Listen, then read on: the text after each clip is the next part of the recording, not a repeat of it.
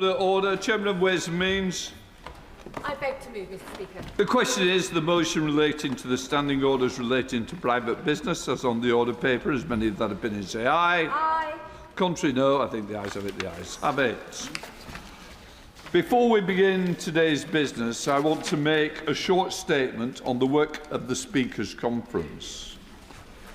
This House knows how seriously I take security of this House and that of its members and staff and families.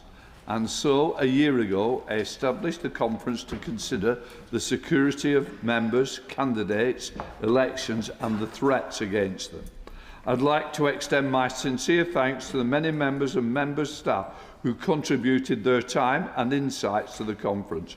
Your experience has been vital in the shaping the findings and the recommendations as outlined in the report. We published our first report in June, and today we are publishing our second and final report. Right, we now come to topical questions. The Secretary of State for Work and Pensions, Catherine Fuchs, sorry. Question number 1, Mr. Speaker. Sorry? Oh, Lee Dillon. Sorry, I do beg your pardon. I've been given the wrong paper. I should work with the order paper. Lee Dillon. Thank you. Question number 1, Mr. Speaker. Topicals I've moved on to quickly. Thank you, Mr. Speaker.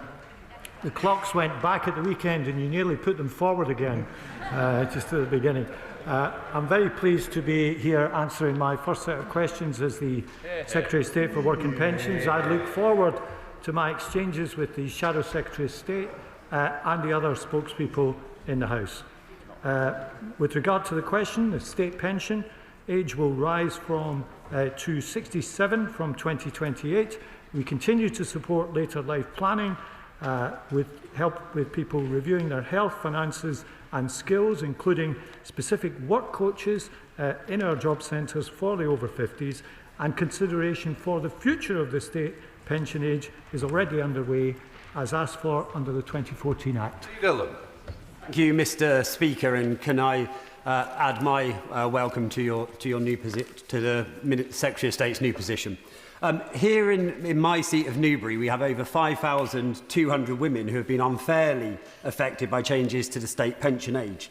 These women were wronged through no fault of their own, and they deserve justice. With a High Court hearing due in December, this could be a crucial moment for the government to finally do the right thing. So will the Secretary of State now listen to the Ombudsman's recommendations and commit to providing compensation to WASPy women?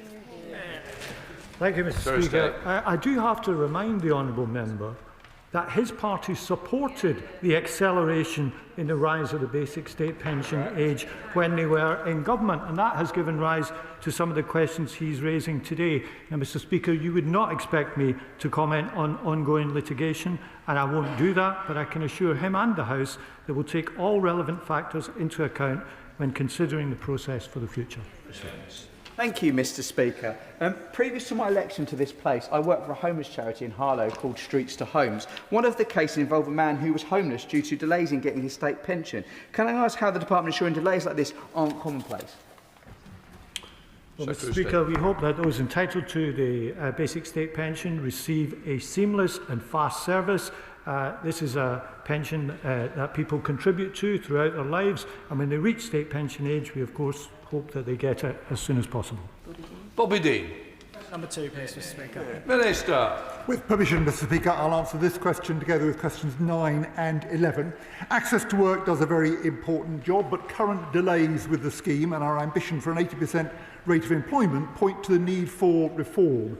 The consultation launched in the Pathways to Work Green Paper closed on the 30th of June. We're now reviewing all aspects of the scheme in light of the responses that we received. Bobby Dean. Mr. Speaker, I had a constituent come to my surgery the other week, and they felt pretty frustrated that the Access to Work scheme that once supported them was pulling the rug beneath their feet as they progressed through their career. My constituent has been a model example. He has not let his multiple neurodivergent diagnoses hold him back. He has worked hard, and with support, he's earned a promotion into sort of a deputy leadership position. But it's at this point that DWP decided to reassess him, and they have downgraded his support. Right at the moment, he felt he needed to maintain that support with his new responsibilities. So can you assure us that when these reforms come, they will look to make sure that people can be supported through progress in their career as well as into work in the first place? Well, the honourable gentleman makes a good point. Obviously, I don't know about the details of the case that he's referred to, but it is important that access to work and our wider employment support enables people not just to get into work, but to thrive once they're there, exactly as he says. Marshal Dakota. Thank you, Mr. Speaker. Access to work, the Access to Work scheme provides vital support, and it's one of the best forms of support for blind and partially sighted workers. But when their cases or their awards come up for review, they are finding that their support and awards are being significantly reduced. Now, given the government's commitment to keeping Britain working, can the Minister tell me or explain why blind and partially sighted people are seeing their support cut? And will he agree to meet with me and other sightless organisations to see how we can address some of these challenges within the scheme? Minister. Well, I say to my honourable friends, there's been absolutely no change in the policy on access to work, but what has happened is there has been more scrupulous application of the existing policy and guidance over the last year. That means that the awards that have been given from access to work have been more consistent, but I do know there have been cases where support has been reduced. I'm looking forward to attending the forthcoming meeting of the all-party group that she chairs on eye health, and that might perhaps give us an opportunity to discuss the issues that she's raised. Martin Wrigley. Mr. Speaker. On 20th of May, I met with the Minister to speak about access to work claims that were being denied, changed or reduced, all contrary to the guidelines. The Minister assured me this was a communications issue and the guidelines hadn't changed and that officials were going to fix the problem, speaking to the local job centre. The problems weren't fixed. Since then, both Dawlish Gardens Trust and the No Limits Cafe in Newton Abbot have ceased to provide access to work services because the system just isn't working. And they said every claim was being rejected. And this has been mirrored by the Access to Work Collective. I asked the Minister, who changed the guidelines and why? Or are they simply being ignored to save money at the cost of vulnerable adults? If the Minister would like more information, I would be happy to meet with him again. Very happy to meet with him again, but I can assure him the policy has not changed. In fact, we just published last week the spending figures on access to work, and spending went up 17% in the last year. It went up 32% in the year before that. So I don't know what's happened in the particular case that he's referring to, but I'd be very happy to have a further look at it. Dave Beckham. Thank you, Mr. Speaker. Mr. Speaker, access to work is absolutely vital, and I agree that at the high end of the scale, sometimes it can be more expensive. But I have a very senior person in the world of theatre in my constituency, running Grey Eye Theatre indeed, and she requires access to work. But even with the right support, there's not enough for the needs that she has, because she needs a British Sign Language interpreter with her at all times. They are at the pinnacle of assessing what people need, and are very good. And I would love to invite the Minister to visit Grey Eye Theatres, because they are great at supporting disabled people into work with access to work support and without. Minister. Well, I am aware that a big chunk of access to work does go to interpretation for British Sign Language, and it's not unusual for people who draw on that support to hit the cap, which increased last year. It's now £69,920 per year. We clearly will look at that, along with all other aspects of the scheme, in the review that we are undertaking at the moment. Shadow Minister Mark Garner. Thank you very much, Mr. Speaker. Mr. Speaker, back in May last year, the party opposite, whilst in opposition, was outraged to learn that average processing times for applications to the Access to Work programme was running at fully 43.9 days. In fact, so outraged was the Labour Party that they made it a manifesto pledge to tackle this very specific problem. Now, Mr. Speaker, after more than 15 months of a Labour government, it seems that far from slashing waiting times, applicants now have to wait an average of 93.6 days. That is more than twice the waiting times under the previous government. A year in government, Mr. Speaker, and the Labour Party has doubled the misery and uncertainty suffered by disabled people. Why? Minister. Well, Mr. Speaker, we're fixing the very, very serious problems left behind by the previous government.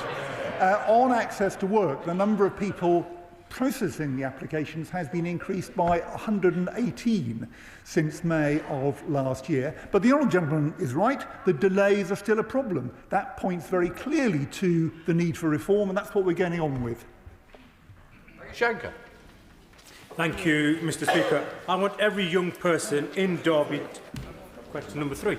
Excellent. Secretary. With your permission, Mr. Speaker, I will answer question 3 together with question 6. Skills are vital to give young people opportunity, economic growth and the country's renewal. That's why, as part of our Youth Guarantee, we are increasing short courses for high-demand sectors like AI and construction, expanding the number of youth hubs and partnering with sports clubs to get help to people where they are in the community. And last week we published the Skills White Paper, which sets out the next steps to train the workforce of the future. Thank you, Mr. Speaker. I still want every young person in Derby to see technical education and apprenticeships as first-class, not second-best routes to success. University technical colleges where students are 4 times more likely to process onto apprenticeships are key to unlocking that success. Will my right honourable friend meet with Pride Park UTC to discuss their plans to give young people in Derby real choice and real opportunity by rolling out a new technical centre in our city? Well, thank you, Mr. Speaker. My honourable friend has spoken often about this, and I believe he started his career as an apprentice. And as a former Rolls-Royce worker, he'll have noted the Skills White Paper, and of course he knows all about the importance of that company to the City of Derby. Let me congratulate Pride Park UTC on their plans to have a new technical skills centre, and I will ensure that he gets a meeting with me or with the relevant minister. Thank you, Mr. Speaker. My committee's recent report on further education and skills highlights the poor level of information on vocational and technical training opportunities, including apprenticeships, currently available to young people while they are in school. And we recommend that UCAS should be expanded to provide a single portal for information on academic, vocational and technical opportunities so that every young person is aware of how they can train in the skills they need to access a good job. Will the Secretary of State consider this recommendation and work with the Department for Education to deliver it? Mr. Speaker, I very much welcome that question. I think the Honourable Lady raises a very important point. If we are going to have equal status for HE and apprenticeship routes, we should also look at how the information about these is disseminated to potential applicants, and I hope she's pleased to hear that I've already asked the Department to begin work in this area. David Times. Thank you, Mr. Speaker. One of the worries with the new regime and Skills England is the loss of independence and the guaranteed business voice written into law that existed with the Institute for Apprenticeships and Technical Education. How will the Secretary of State ensure that business does have a voice, setting standards and making sure those standards are upheld so that everybody can have confidence in the changed system? Mr. Speaker, the honourable member is quite right to say that the business voice and the employer's voice in this is very important. And when I wrote the new remit letter to Skills England, I specifically asked them to take into account the views of employers, because it is very important that in the skills system we are training people in a way that employers want and that meets the future demands of the labour market. Ashley Fox. Thank you, Mr. Speaker, and I welcome the Secretary of State to his place with his new responsibility for skills. The government has recently reduced the amount of funding for Level 7 apprenticeships. So can he tell the House what assessment his department have made on the potential impact of this reduced funding on the number of nurses in training? Mr. Speaker, the apprenticeship and skills budget, like every other budget, does demand choices. We are choosing to prioritise the levels that we need in the economy, where the value is greatest. That does imply certain choices, and I'm confident that the choices we've made will benefit the workforce as a whole and future opportunities. Brace. The floor, please, Mr. Speaker. Mr. Speaker, with permission, I'll answer this question with question 23. We are determined to open up opportunities in work for people with health conditions. The Keep Britain Working Review we publish soon. In Pathways to Work, we have 1,000 work advisors supporting this group, and will devolve powers so areas can shape their own joined-up local work, health and skills offer. Right.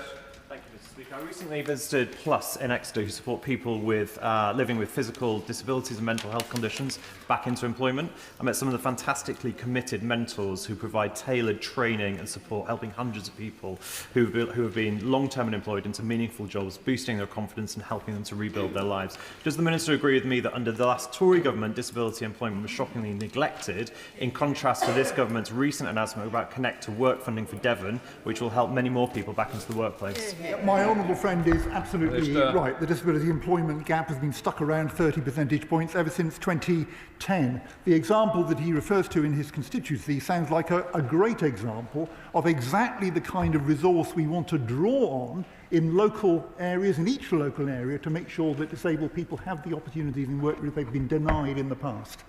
Thank you very much, Mr. Speaker. Mobility is a lifeline for people with disabilities, for getting to health appointments, studying, maintaining employment and so much more.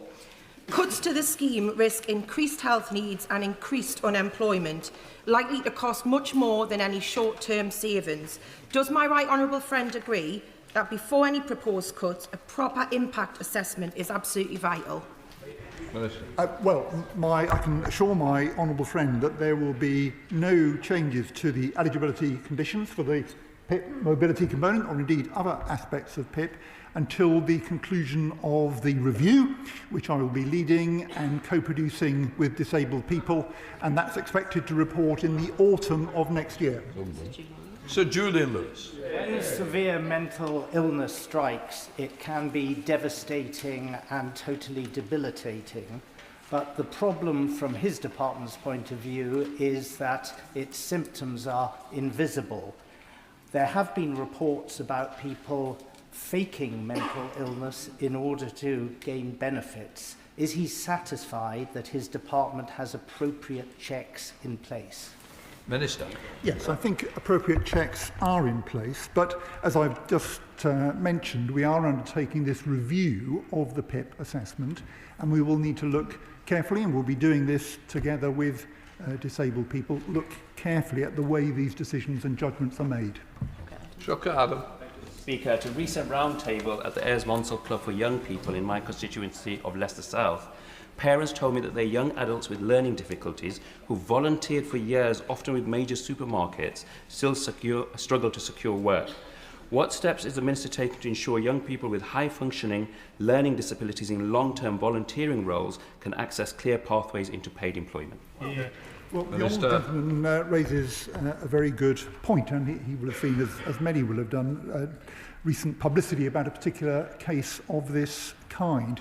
At the moment, the proportion of young people with severe learning disabilities, or indeed people with severe learning disabilities who are in employment, is tiny.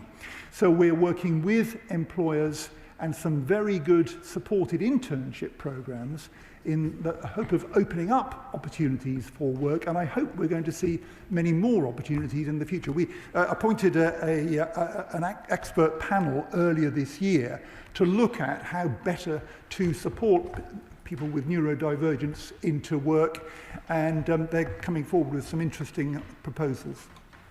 Chair of the Select Committee, Debbie Abrahams.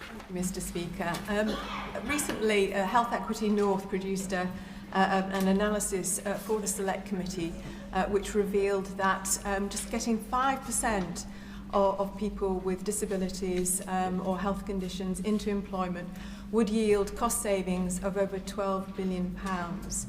So my question to my right honourable friend is what progress is being made with employers to enable these sick and disabled people who want to and are able to work, get them into employment?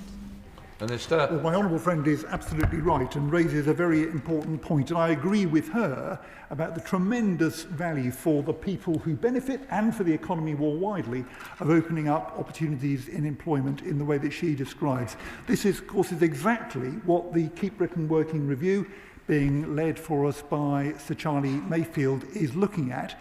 And I'm looking forward, and I'm sure she'll find extremely interesting, the report from Sir Charlie, which I'm expecting to be published now quite soon. Gideon Amos. Mr. Speaker, 4,000 people in Somerset, many of them with disabilities, being transitioned from employment support allowance to universal credit. They were assured they wouldn't lose out, but one constituent waited 3 months with absolutely no income at all until my intervention and the department's intervention. And Somerset were also not warned of this transition, which causing huge difficulties for the county to assess council tax benefit implications. What steps will the Minister take to make sure people do not lose out, which is what they were told would happen in the transition to universal credit? Well, Mr. Speaker, I'm not quite sure why the news of this transition didn't reach Somerset, but the plans have been quite well publicised, I think, and we have put in place a very careful enhanced support journey for people, including quite a number of people on ESA who might struggle with the transition. So if there's a particular case, and I think he's raised one, if there are other particular cases where there are difficulties, then we are able to provide extra support to make sure that people can make that transition without hardship. Dr. Danny Chambers. Number 5, Mr. Speaker. From Ben? Oh, Minister. Mr. Speaker,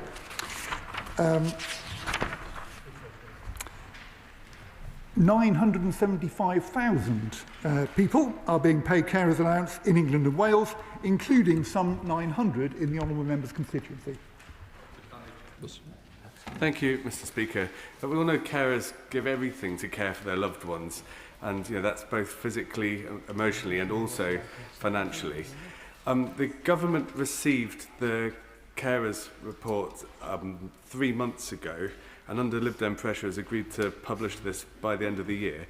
Do we know how many carers are going to be sort of unfairly penalised in the 6 months between the government receiving the report and publishing it? Minister.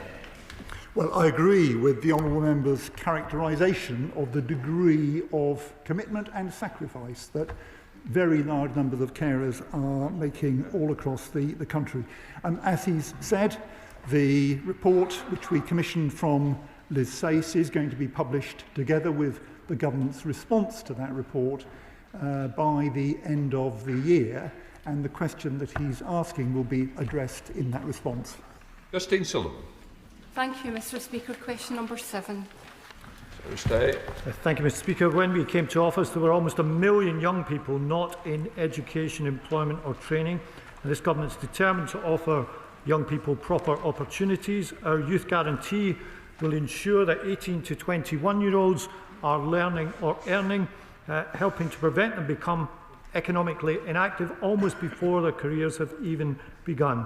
And as part of this, my honourable friend might have seen that the Chancellor announced a jobs guarantee scheme would be part of this in the future. Sullivan. Speaker, with 1 in 6 young Scots not in education, employment or training, including hundreds across my constituency of Bathgate and Linlithgow, I welcome the Government's Youth Guarantee to give young people the training or job support they need. However, with stubborn youth unemployment, the Scottish Government's swinging cuts to the college sector and employers warning Scottish apprenticeships are less favourable than those in England, how will he work to ensure young people across the UK can benefit from this government's ambition? So stay. Well, Mr. Speaker, not for the first time we have to point out that the Scottish Government has benefited from the biggest financial settlement since the introduction of devolution, and it shouldn't be too much to expect that at least a proportion of that should be spent on expanding opportunity for young people in her constituency and throughout Scotland. And Scotland has given so much to the world in terms of creativity and innovation. It is absolutely critical that the next generation of young Scots gets the chance to do the same. Tim Farrell. Mr. Speaker, skills boot camps in Cumbria provided a great opportunity, 60 hours of training for young people in disciplines as varied as coding, scaffolding and project management. It cost 2.7 million across the whole of Cumbria to deliver that. Chicken feed really compared to the benefit that those young people and their future employers get out of it. What conversations has he had with his friends in the Treasury to make sure that scheme is maintained and continued? Seriously? Well, I'm always having conversations with my friends in the Treasury, but I do agree with him that flexibility and some short courses in the skills and training system is very important. Not everything has to be done according to the exact same formula and recipe, and I do think that shorter training courses have a big part to play. Secretary of State Helen Wayner. Thank you, Mr. Speaker, and can I welcome the Right Honourable Gentleman and wish him luck in his new job, especially because every day that passes under this government, we see fewer people enjoying that chance to start a new job. Unemployment has gone up month after month. Nearly 1 million young people aren't in education, employment or training because of this government's policies, their jobs tax and their business red tape. Even the pension minister's former think tank agrees with me on this. There are people all around the country out looking for work, young people who want to get on in life, all those people trying to provide for their families. So please can he tell us and tell them, when will he get unemployment down? Minister. Well, Mr. Speaker, she has a short memory because the government that she served in presided over the biggest slowdown in living standards in recent memory, and there are 358,000 more people in work than there were at the start of the year. So we will keep supporting young people into work. We will change the system that we inherited, where we had the wrong incentives and a lack of support, and we're putting both of those things to rights. Well, no surprises there, Mr. Speaker. The Prime Minister can put new faces on the front bench, but they still don't have the answers. And he criticised the previous Conservative government, but we got unemployment down to a 40-year low, a record Labour could only dream of. They don't want to be held to account, and worse still, he knows it won't work because the country is looking down the barrel of more tax rises in next month's budget, killing yet more jobs and opportunities. Whether it's graduates looking for their first job or older people made redundant, people are crying out for a government that's on their side. So I ask him, what will it take to get the Chancellor to understand that it's businesses that create jobs, not the government? And doesn't he agree that the more she damages the economy, the bigger the welfare bill will get? Well, Mr. Speaker, since we came into office, interest rates have been cut 5 times, helping businesses and households. Business confidence is at a 9-year high, according to Lloyds. We've had announcements of much more private investment, including £150 billion of private investment during the recent state visit. Add to that the trade deals that they couldn't secure, and there are reasons to be optimistic about the future of the economy, and I hope that she shares them. Seamus Logan. Mr. Speaker. Minister. Thank you, Mr. Speaker. My right honourable friend, the Secretary of State, co-chairs the Ministerial Child Poverty Task Force, which is leading our work across government to develop the UK-wide child poverty strategy, which will be published later this year. We are considering all available levers to give every child the best start in life, building on work underway already across all 4 nations. Ahead of publication, the Government has already taken action for the whole of the UK, including introducing a fair repayment rate and improving the adequacy of the standard allowance of universal credit from April 2026. Thank you. I thank the Minister for his answer. The Child Poverty Action Group estimate that because of this Government's policies, especially the 2-child cap, every day more than 100 children are dragged into poverty. That equates to almost 3,400 children between now and the autumn statement by the Chancellor at the end of next month. So here's a lever. While child poverty in Scotland is falling, why doesn't the Minister finally listen to reason by scrapping this cruel policy? Why is he waiting? Why does he not just act now? Well, Mr. Speaker, this government is acting now. We have already, for families in England, announced that all children will be, in families in receipt of universal credit, will receive free school meals, lifting 100,000 children out of poverty. We have capped the cost of school uniform, introduced a new crisis and resilience fund. Our child maintenance service reforms will lift 20,000 children out of poverty, and there will be much more done when the Child Poverty Task Force reports later this year. Thank you, Mr. Speaker. The cost of living crisis remains the main issue that people face, despite what the far right try to claim. One way to really help struggling families would be to lift the the two-child benefit cap. That would lift hundreds of thousands of children out of poverty across the country, including many in my East Leeds constituency. So isn't scrapping the two-child benefit cap what should be announced in the forthcoming budget? Minister. Thank you, Mr. Speaker. My honourable friend will understand that I'm not going to make policy from the dispatch box, but what I would say to him, as I have already said to the previous question, is that all available levers are under consideration as part of our Child Poverty Task Force reporting later this year. We will do what it takes to bear down on child poverty. There are many levers that we can look at to do that. We have pulled some already, and we will continue that work. Thank you, Mr. Speaker. Every member in this chamber shares a commitment to lifting people out of poverty, especially children. We just have different views on how to go about it. Children in workless households are nearly 4 times more likely to live in poverty compared to those in households where adults work. We know that work pays. And yet we on these benches find ourselves surrounded by parties just itching to scrap the two-child benefit cap, resorting to yet another sticking plaster like universal breakfast clubs to reduce uncomfortable figures without putting the hard work in to tackle the causes. So does the Minister share my concern that lifting the two-child benefit cap will increase worklessness, and can he guarantee that taxes will not go up in next month's budget for adults who work hard and make careful decisions about family size in order to pay for the £3.6 billion it will cost to lift the cap? Minister.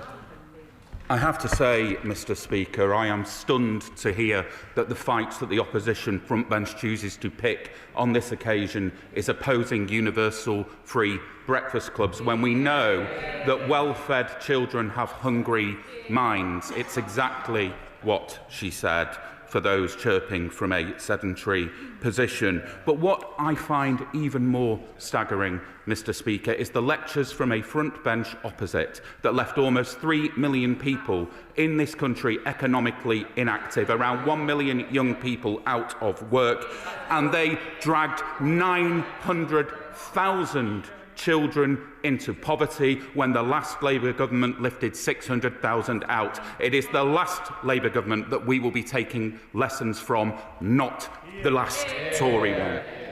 Liberal Democrat spokesperson Steve Darling. Thank you, Mr. Speaker. And I note that last year the new Secretary of State for the Department of Work and Pensions said that it's open to debate as to whether the two-child limit is harmful. I note also that this policy is the most impactful of driving children into poverty, with more than 730,000 of them in poverty. Will the Minister acknowledge that the two-child limit is harmful and work with Treasury colleagues to turn this over? Minister.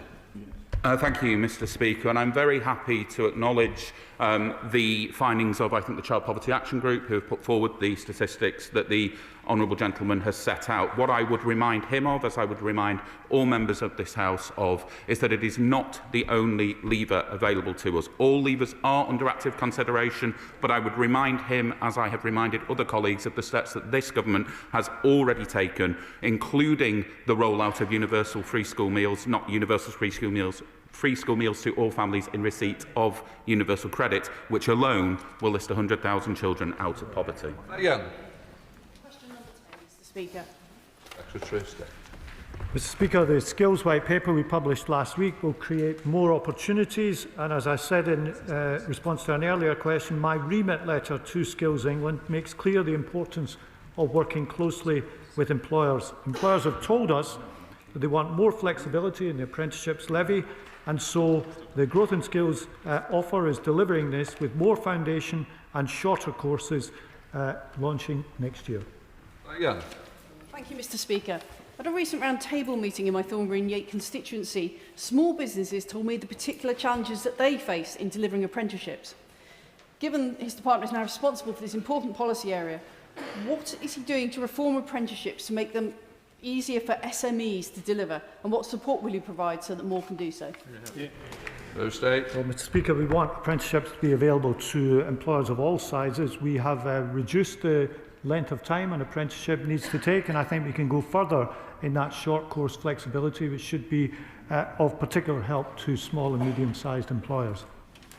Jessica Morton. Thank you, Mr. Speaker. Recently visited Premier Forest Projects in Newport to learn more about the vocational training and employment opportunities the business is offering to caring experienced young school leavers in Newport, with some wonderful success stories. Can I suggest the department look at the model this company's creating and perhaps say more about how the government is working with businesses to make sure that opportunities like this are more accessible for people from all backgrounds, including those who are care experienced? Sir Rooster. Well, Mr. Speaker, I'm very happy to look at the experience of that particular employer, and I enjoyed a recent visit to South Wales, to a different part of South Wales, to open an opportunity hub which is aimed precisely at getting more young people into work, particularly those who've been out of the labour market through long-term sickness issues. And we want to support Wales in doing this. We allocated an extra £10 million to this work over the coming year. Dame Nagrith. Question number 12, Mr. Speaker. Minister will. Thank you, Mr. Speaker. With your permission, I'll take question 12 and 26 and 16 together. I obviously recognise the challenges facing those without inflation protection, particularly after the cost of living pressures of recent years. I think that's shared across this House. I met with a cross-party group of MPs earlier this year to discuss exactly this issue. Mr. Speaker, reforms in the pension schemes bill give trustees more flexibility to share surpluses in their DB pension schemes with employers and to negotiate for members to benefit from any sharing of surplus. And that could include discretionary increases to address the issue my right honourable friend raises. Mr. Speaker, through the efforts of pension associations, we know that there have been unintended consequences of the 95 Pension Act, which made it legal to stop payment of indexation to the pre-97 pensioners of successful multinationals like 3Ms and Hewlett-Packard Enterprise, recruited with the promise of index-linked pensions, who are now suffering hardship, their pensions already frozen for 15 plus years, despite healthy funds and trustees' pleas. So what will he do to stop this dishonourable practice from continuing so that these companies deliver the financial security they promised? Minister. I absolutely recognise the issue my honourable friend has raised. Any of us in that situation would want to see those increases in those pensions continued. She's aware about the legal background to this, but what I would say is that scheme rules govern when increases with inflation can be paid. Those aren't changed retrospectively, but the pensions regulator has spelt out that trustees should consider those not receiving inflation increases when they're taking their decisions, and they should consider the history of making such awards, and particularly in some of the examples she's just provided. As I say, I think the provisions in the pension schemes bill give trustees more power to argue for those increases. Margaret. Very much, Mr. Speaker. I've been contacted by a constituent. Both she and her husband worked for Hewlett-Packard. They accrued their pension before 1997, and now, along with about 50,000 members of the pre-97 alliance, they're facing real financial hardship. In another 10 years, their pensions will be pretty much worthless. Will the Minister not consider legislating to ensure that these people aren't left in poverty, having been promised a proper pension when they started work for these companies? Minister. Thank you, Mr. Speaker. I mean, the Honourable Lady mentions a particular company, but there are others, and there's particularly a small number of companies generally that are in the situation that we are talking about here. I'm sure that the people running that company, but also on the trustees, will have heard the powerful case made by honourable members on both sides of this House. Those are decisions that have to be taken in line with the scheme rules, but nobody wants to see savers seeing the value of their pension fall over time, and I hope that employers will take the case being made in this chamber seriously. Maguire. Question 13, please. Minister. Thank you, Mr. Speaker. It is unacceptable that 23% of children in Cornwall are living in relative poverty, and we will set out measures to tackle its structural and root causes in our child poverty strategy later this year. Ben Maguire. Thank you, Mr. Speaker, and I thank the Minister for that answer. Child poverty cannot be tackled if children have nowhere safe to live. One of the most shameful legacies of the last Tory government was in Cornwall. It was left with over 700 children living in temporary accommodation, and only 1.4% of homes are now affordable for families on local housing allowance. What assessment has the Minister made of how that shortfall in affordable homes is driving child poverty rates even higher? And what urgent steps will he take to reverse it? Minister. Thank you, Mr. Speaker. The honourable gentleman is right to highlight the appalling living standards that some children find themselves living in, and indeed some of the population more broadly. My advice to any Liberal Democrat MP would of course be to stop blocking the homes that we so desperately need, but I would also remind him that this government has invested £39 billion in the delivery of social and affordable homes, because unlike them, we as a party are determined to tackle the housing crisis and to build, baby, build. This is a Cornish question. Perrin Moon. So others, please don't stand. Yeah. As Mr. Speaker, I represent the most deprived constituency in Cornwall, which is one of the most deprived areas in Northern Europe. Child poverty shot up under the Conservatives. Today, our local FE college, the Ofsted outstanding Cornwall College, is turning away young learners in construction and engineering due to a lack of space.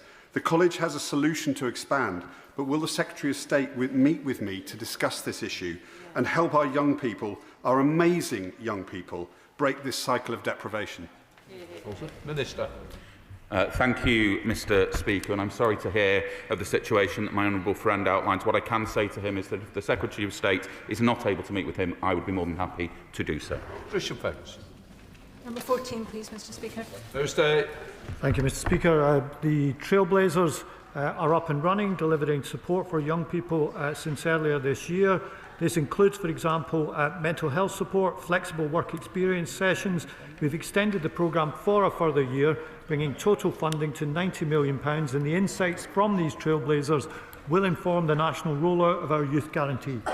Patricia Ferguson. Thank you, Mr. Speaker, and I thank my right honourable friend for that answer. But does he agree with me that the actions of this government in supporting young people are in stark contrast to the situation in Scotland, where we've had 18 years of SNP neglect, with the college sector suffering a 20% cut in the last 5 years?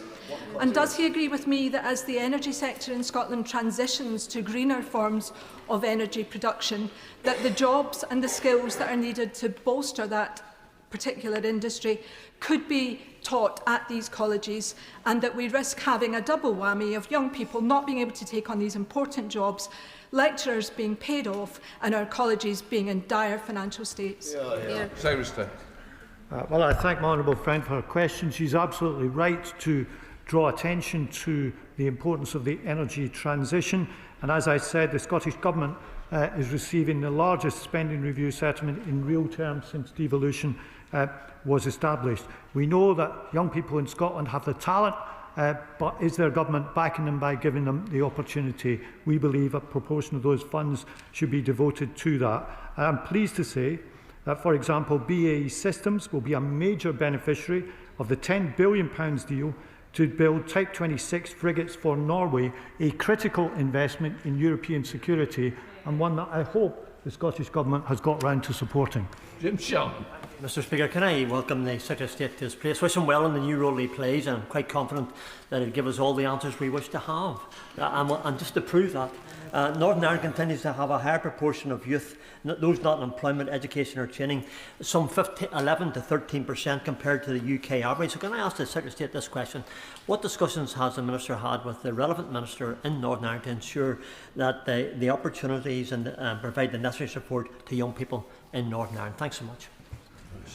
Well, Mr. Speaker, there should be no part of the United Kingdom where we do not give young people the maximum opportunity. I had a good working relationship with the Northern Ireland Executive in my last post, and I hope to have a good working relationship with them in this post for the shared agenda of giving our young people the best possible chance in life.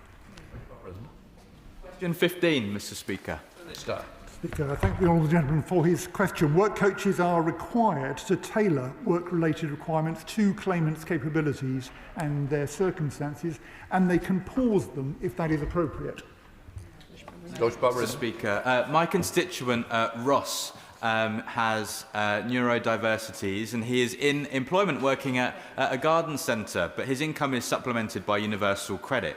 on inadvertently missing an appointment with a job coach over the phone. He was sanctioned, losing out on 2 months' worth of rent and risked being made homeless and losing his job if he didn't have his parents to step in. Can the Minister assure folks like Ross that they will be powered up by our benefits system and not punished when they make innocent mistakes? Minister? Well, we certainly do want the system to support people like Ross. If work-related requirements are missed, then the reason that's happened should be asked for, and 7 days allowed for an answer. And there should also be a pre-referral check before a sanction referral takes place. If he'd like to send me the details of what happened in that particular case, I'll happily look into it. We now come to Topicals. Catherine Fuchs. Thank you, Mr. Speaker. Second time lucky. Question number 1, please. Thursday. Mr. Speaker, I'm very conscious of the responsibilities of the department, which touches millions of lives in this country every month. We've joined up skills and employment support in the Department of Work and Pensions to bring the skills system closer to the labour market. And as part of our youth guarantee, we've announced that it will have a backstop jobs guarantee in it. Together with that and Connect to Work, we are both tackling the incentives in the system and providing critical support, because my priority is to have a welfare state which looks after people when times are tough, but also provides a platform of opportunity to help get them out of welfare and into work. That's from Fuchs. At the Conservative Party conference, the Shadow Chief Secretary to the Treasury called for the state pension to be means tested. This has caused deep concern in Monmouthshire to pensioners there who've worked hard all their lives and built up modest savings. Under the party opposite's plans, they would risk losing their state pension. Will the Secretary of State confirm that under this Labour government, the state pension will remain available to all? Tuesday. Well, Mr. Speaker, I'm happy to say that what she referred to about means testing is not the government's policy, but can the party opposite confirm whether it's theirs? The Chief Secretary let the cat out of the bag. Can she confirm that this is not her policy, or is it that her leader still sticks to the position she said earlier this year, where she said, we are going to look at means testing? Are they still looking at it, or are they not? The good thing is the government's responsible for their own problems. Helen Waitress, Shadow Secretary of State. Thank you, Mr. Speaker. Indeed, questions are to be answered by the government on this occasion. The Right Honourable Gentleman has an important and not always easy job. I'm sure we all remember the fiasco before the summer when the government tried to make welfare savings and ended up legislating for welfare spending. Since then, the Prime Minister has said that there is a clear moral case for welfare cuts, and the Chancellor has said that she can't leave welfare untouched. Does the Secretary of State agree? Tuesday. Mr. Speaker, I noticed she didn't want to clarify the position on means testing the state pension. Welfare reform is happening all the time. We passed important changes to the universal credit system, which were voted through by the House. And as I said, we are putting in place important employment support to help not only the long-term sick and disabled people into work, but also young people through many of the policies that I've talked about today. I can't help but notice that the Secretary of State continues to attempt to deflect from his job of answering the questions. And the fact is, we just heard he won't commit to making the welfare savings that his Prime Minister and his Chancellor has said they need to make. I thought the Prime Minister was meant to be in charge. Getting people off welfare and into work not only saves money, it's morally wrong to condemn people to a life on benefits. Without welfare reform, this country is stuck on Labour's broken record of higher taxes and lower growth. We have even offered to help him. So why won't the Secretary of State commit to making welfare savings? Tuesday. Mr. Speaker, we inherited a position which had 3 million people inactive and almost 1 million people not in employment, education or training. We are putting in place critical employment support to help long-term sick and disabled people into work. We have changed the incentives through legislation on the universal credit system, and we are increasing the face-to-face checks in the system which fell under their watch. What do people think it fell by? Do we think it fell by 10%? Do we think it fell by 30%? It fell by 90% under the system over which her government presided. Peter Lamb. Thank you very much, Mr Speaker. Many other honourable members have today outlined the proven track record of access to work in enabling constituents, disabled constituents, to access employment, in addition to the challenges posed by the current shortfall in funding. Can the Minister reassure the House that of the £1 billion worth of additional employment support funding that has been announced this year, the proper funding for access to work remains one of the potential avenues for that funding? Minister. Well, Mr Speaker, demand for access to work has risen sharply. I mentioned earlier that spending went up by 17% in the last year, but I don't think access to work can replace a well-designed support programme. That's what we're determined to put in place, and the Department's new independent disability advisory panel will help us work out the best approaches to employment support. Steve Darling, Liberal Democrat spokesperson. Thank you, Mr Speaker. And the Government have made a promise that those transferring from legacy benefits to universal credit would find themselves no worse off. And yet, Liberal Democrat colleagues from all over the country are finding people worse off. Will the Secretary of State give what evidence that they have of how they are supporting those most vulnerable where they are finding themselves worse off? Thank you. Well, Mr Speaker, there is transitional protection available for people making the transition across. And I spoke earlier about the support being provided through the enhanced support journey to people for whom the transition may be particularly difficult. And I'm thinking, for example, about some people on employment and support allowance. If there are particular cases that he's worried about, if he'd like to send me details, I'll very happily look into those. Foodie. Mr Speaker, for too long, too many people in the North East have been left behind due to stubbornly high unemployment. Now, the Inactivity Trailblazer offers an opportunity to tackle the often complex reasons that sit behind this. Can the Minister set out how this will work alongside existing programmes like the New Deal for North East workers to support people into fulfilling productive employment?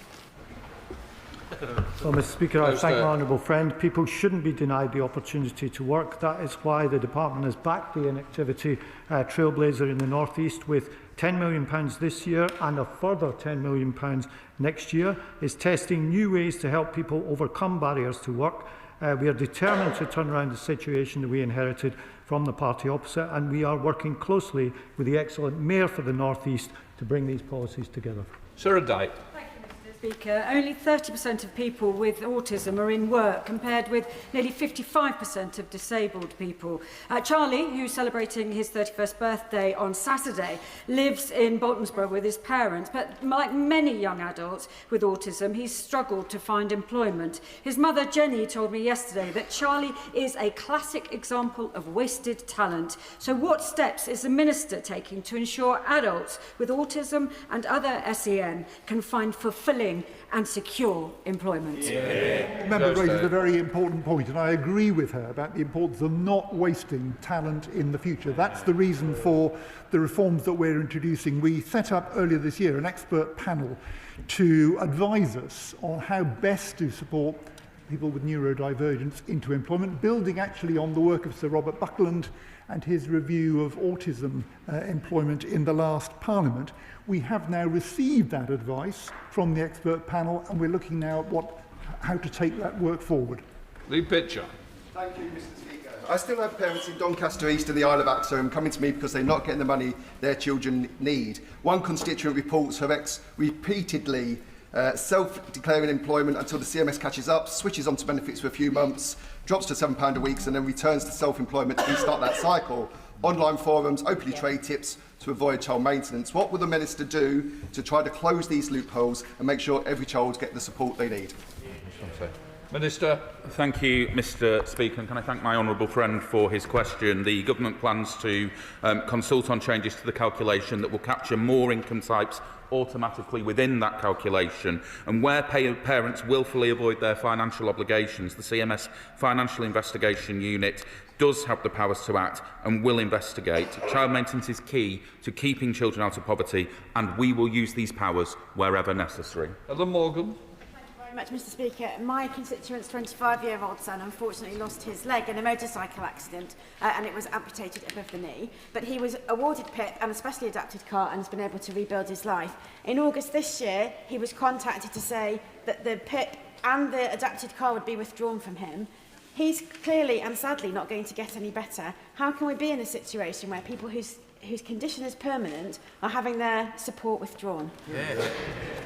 Well, Mr. Speaker, I'd be very happy to look into the particular case the honourable member raises. Of course, there is an appeal available, and I'd hope that her constituent will have submitted an appeal. But if she lets me have the details, I'll gladly have a look.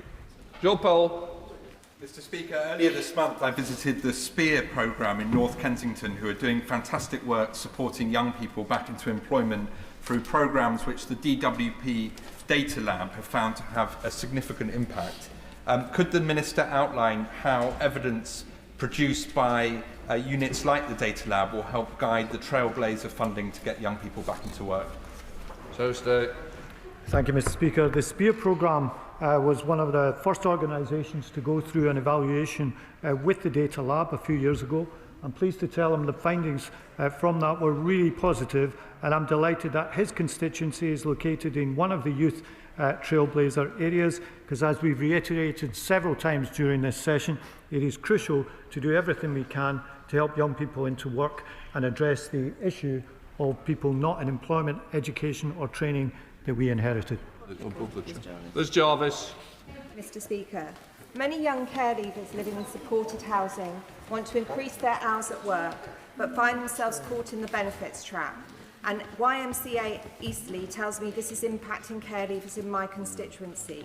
What recent discussions has the Minister had with Cabinet colleagues on reforms to the tax and benefit system to make work pay for young care leavers?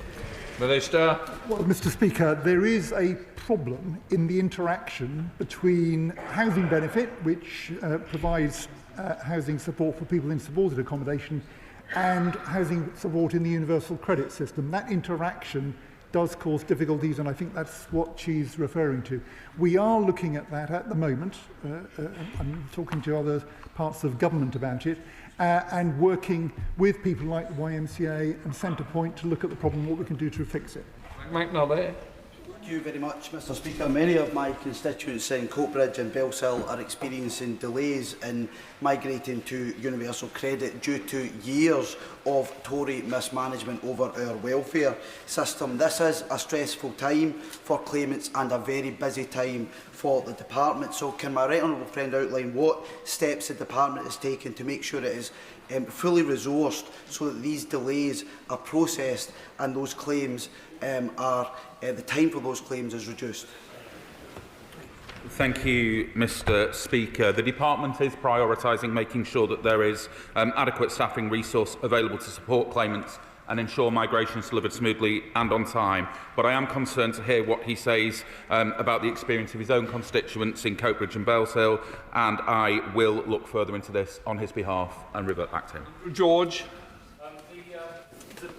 The Trussell Trust recently reported that 3 in 10 people referred to food banks in 2024 were in working households, and that the majority of those, 72%, were on universal credit. What more can the government do to ensure that work pays and that we can take low-paid workers out of poverty?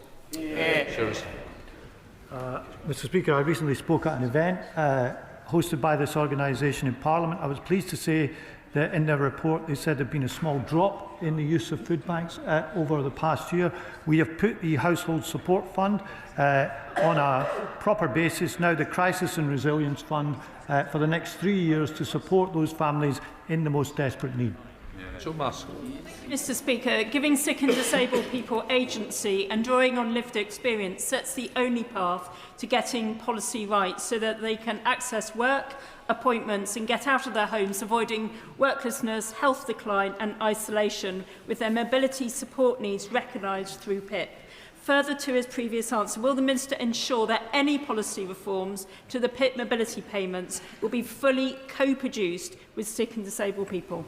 Minister. Well, I can reassure my honourable friend that the review of the PIP assessment, including the mobility element of that benefit will be undertaken fully in co-production with disabled people and disabled people's organisations, and I'll be setting out very shortly how the review that I'm going to be leading will be undertaken.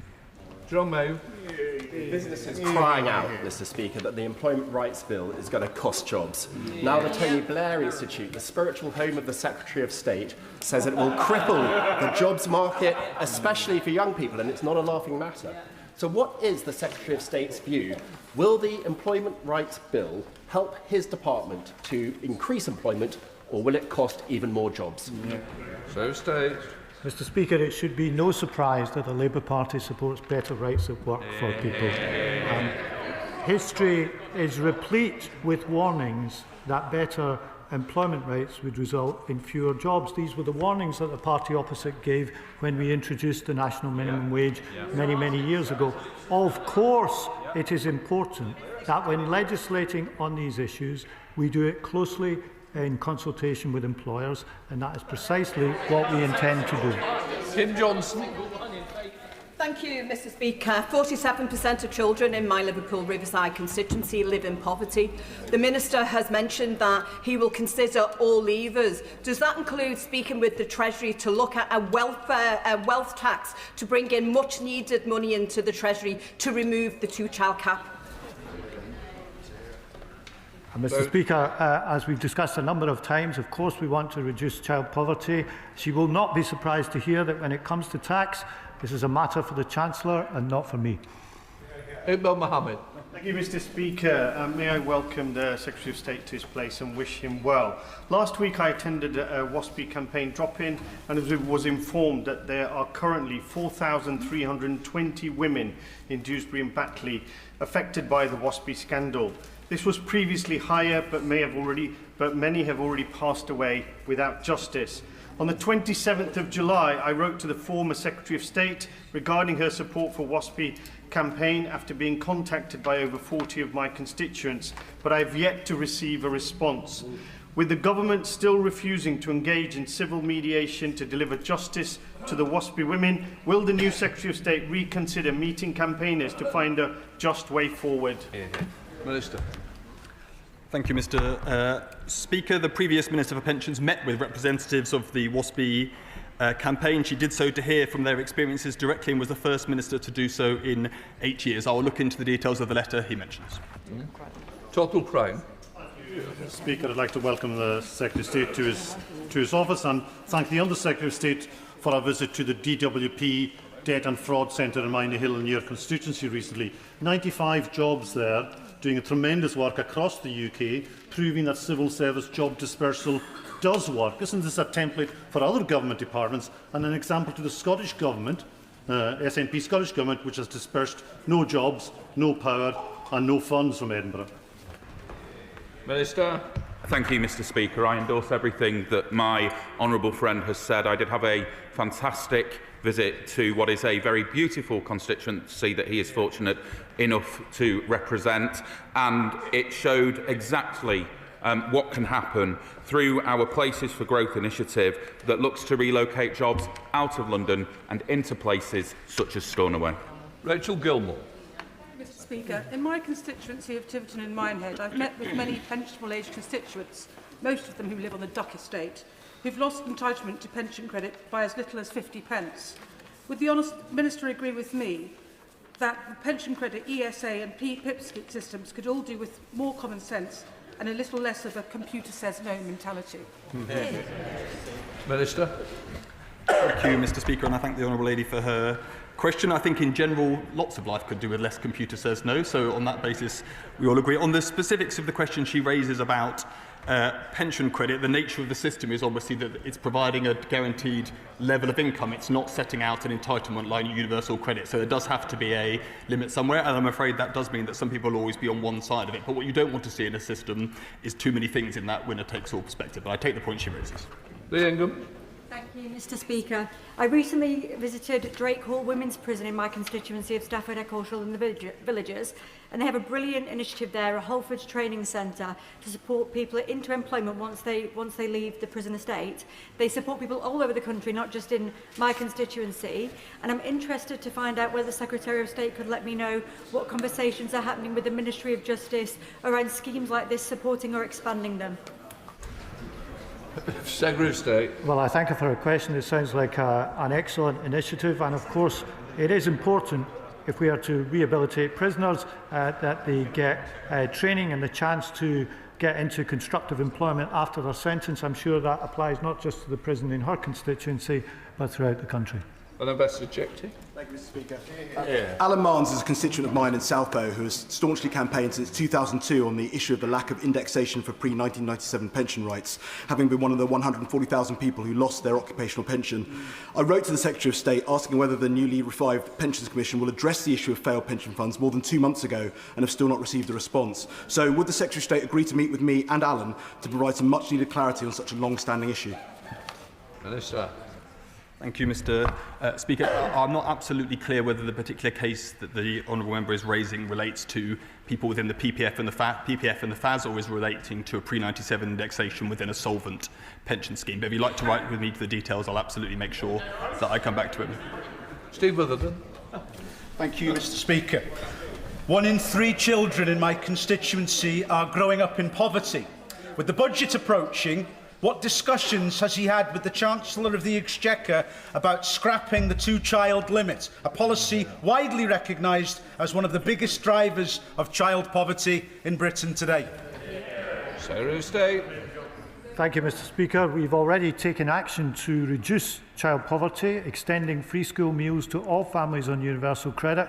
Of course, we will explore other avenues to do this. We want to reduce child poverty, in stark contrast to the record of the party opposite. So, Oliver Daldon. Thank you, Mr Speaker. When my constituents move into new social housing, they find it stripped of perfectly good white goods, curtains, carpets and so on. What can the government do to address this? Because it's driving my constituents further into poverty and benefit dependency. It's also environmentally destructive. Surely there's a way through this, and can I call on him to work with others across government to address it? Minister. The right honourable gentleman raises an important issue. It is something that might perhaps be better discussed at MHCLG questions, but as he asks us to pick this up cross-department, I would be very happy to do so. What I would say to him is that the Crisis and Resilience Fund, formerly the Household Support Fund, is in place to support people setting up in new homes, as are indeed grants that are available from housing associations directly. That completes questions. Let front bench. Point of orders come after. Don't worry. After steps, you're accused. See you later.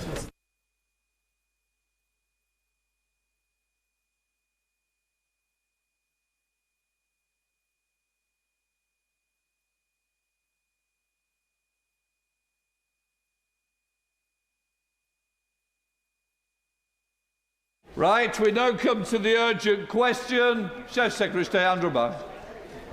Mr Speaker, to ask the Secretary of State for Energy Security and Net Zero if he will make a statement on the future of the North Sea oil and gas industry.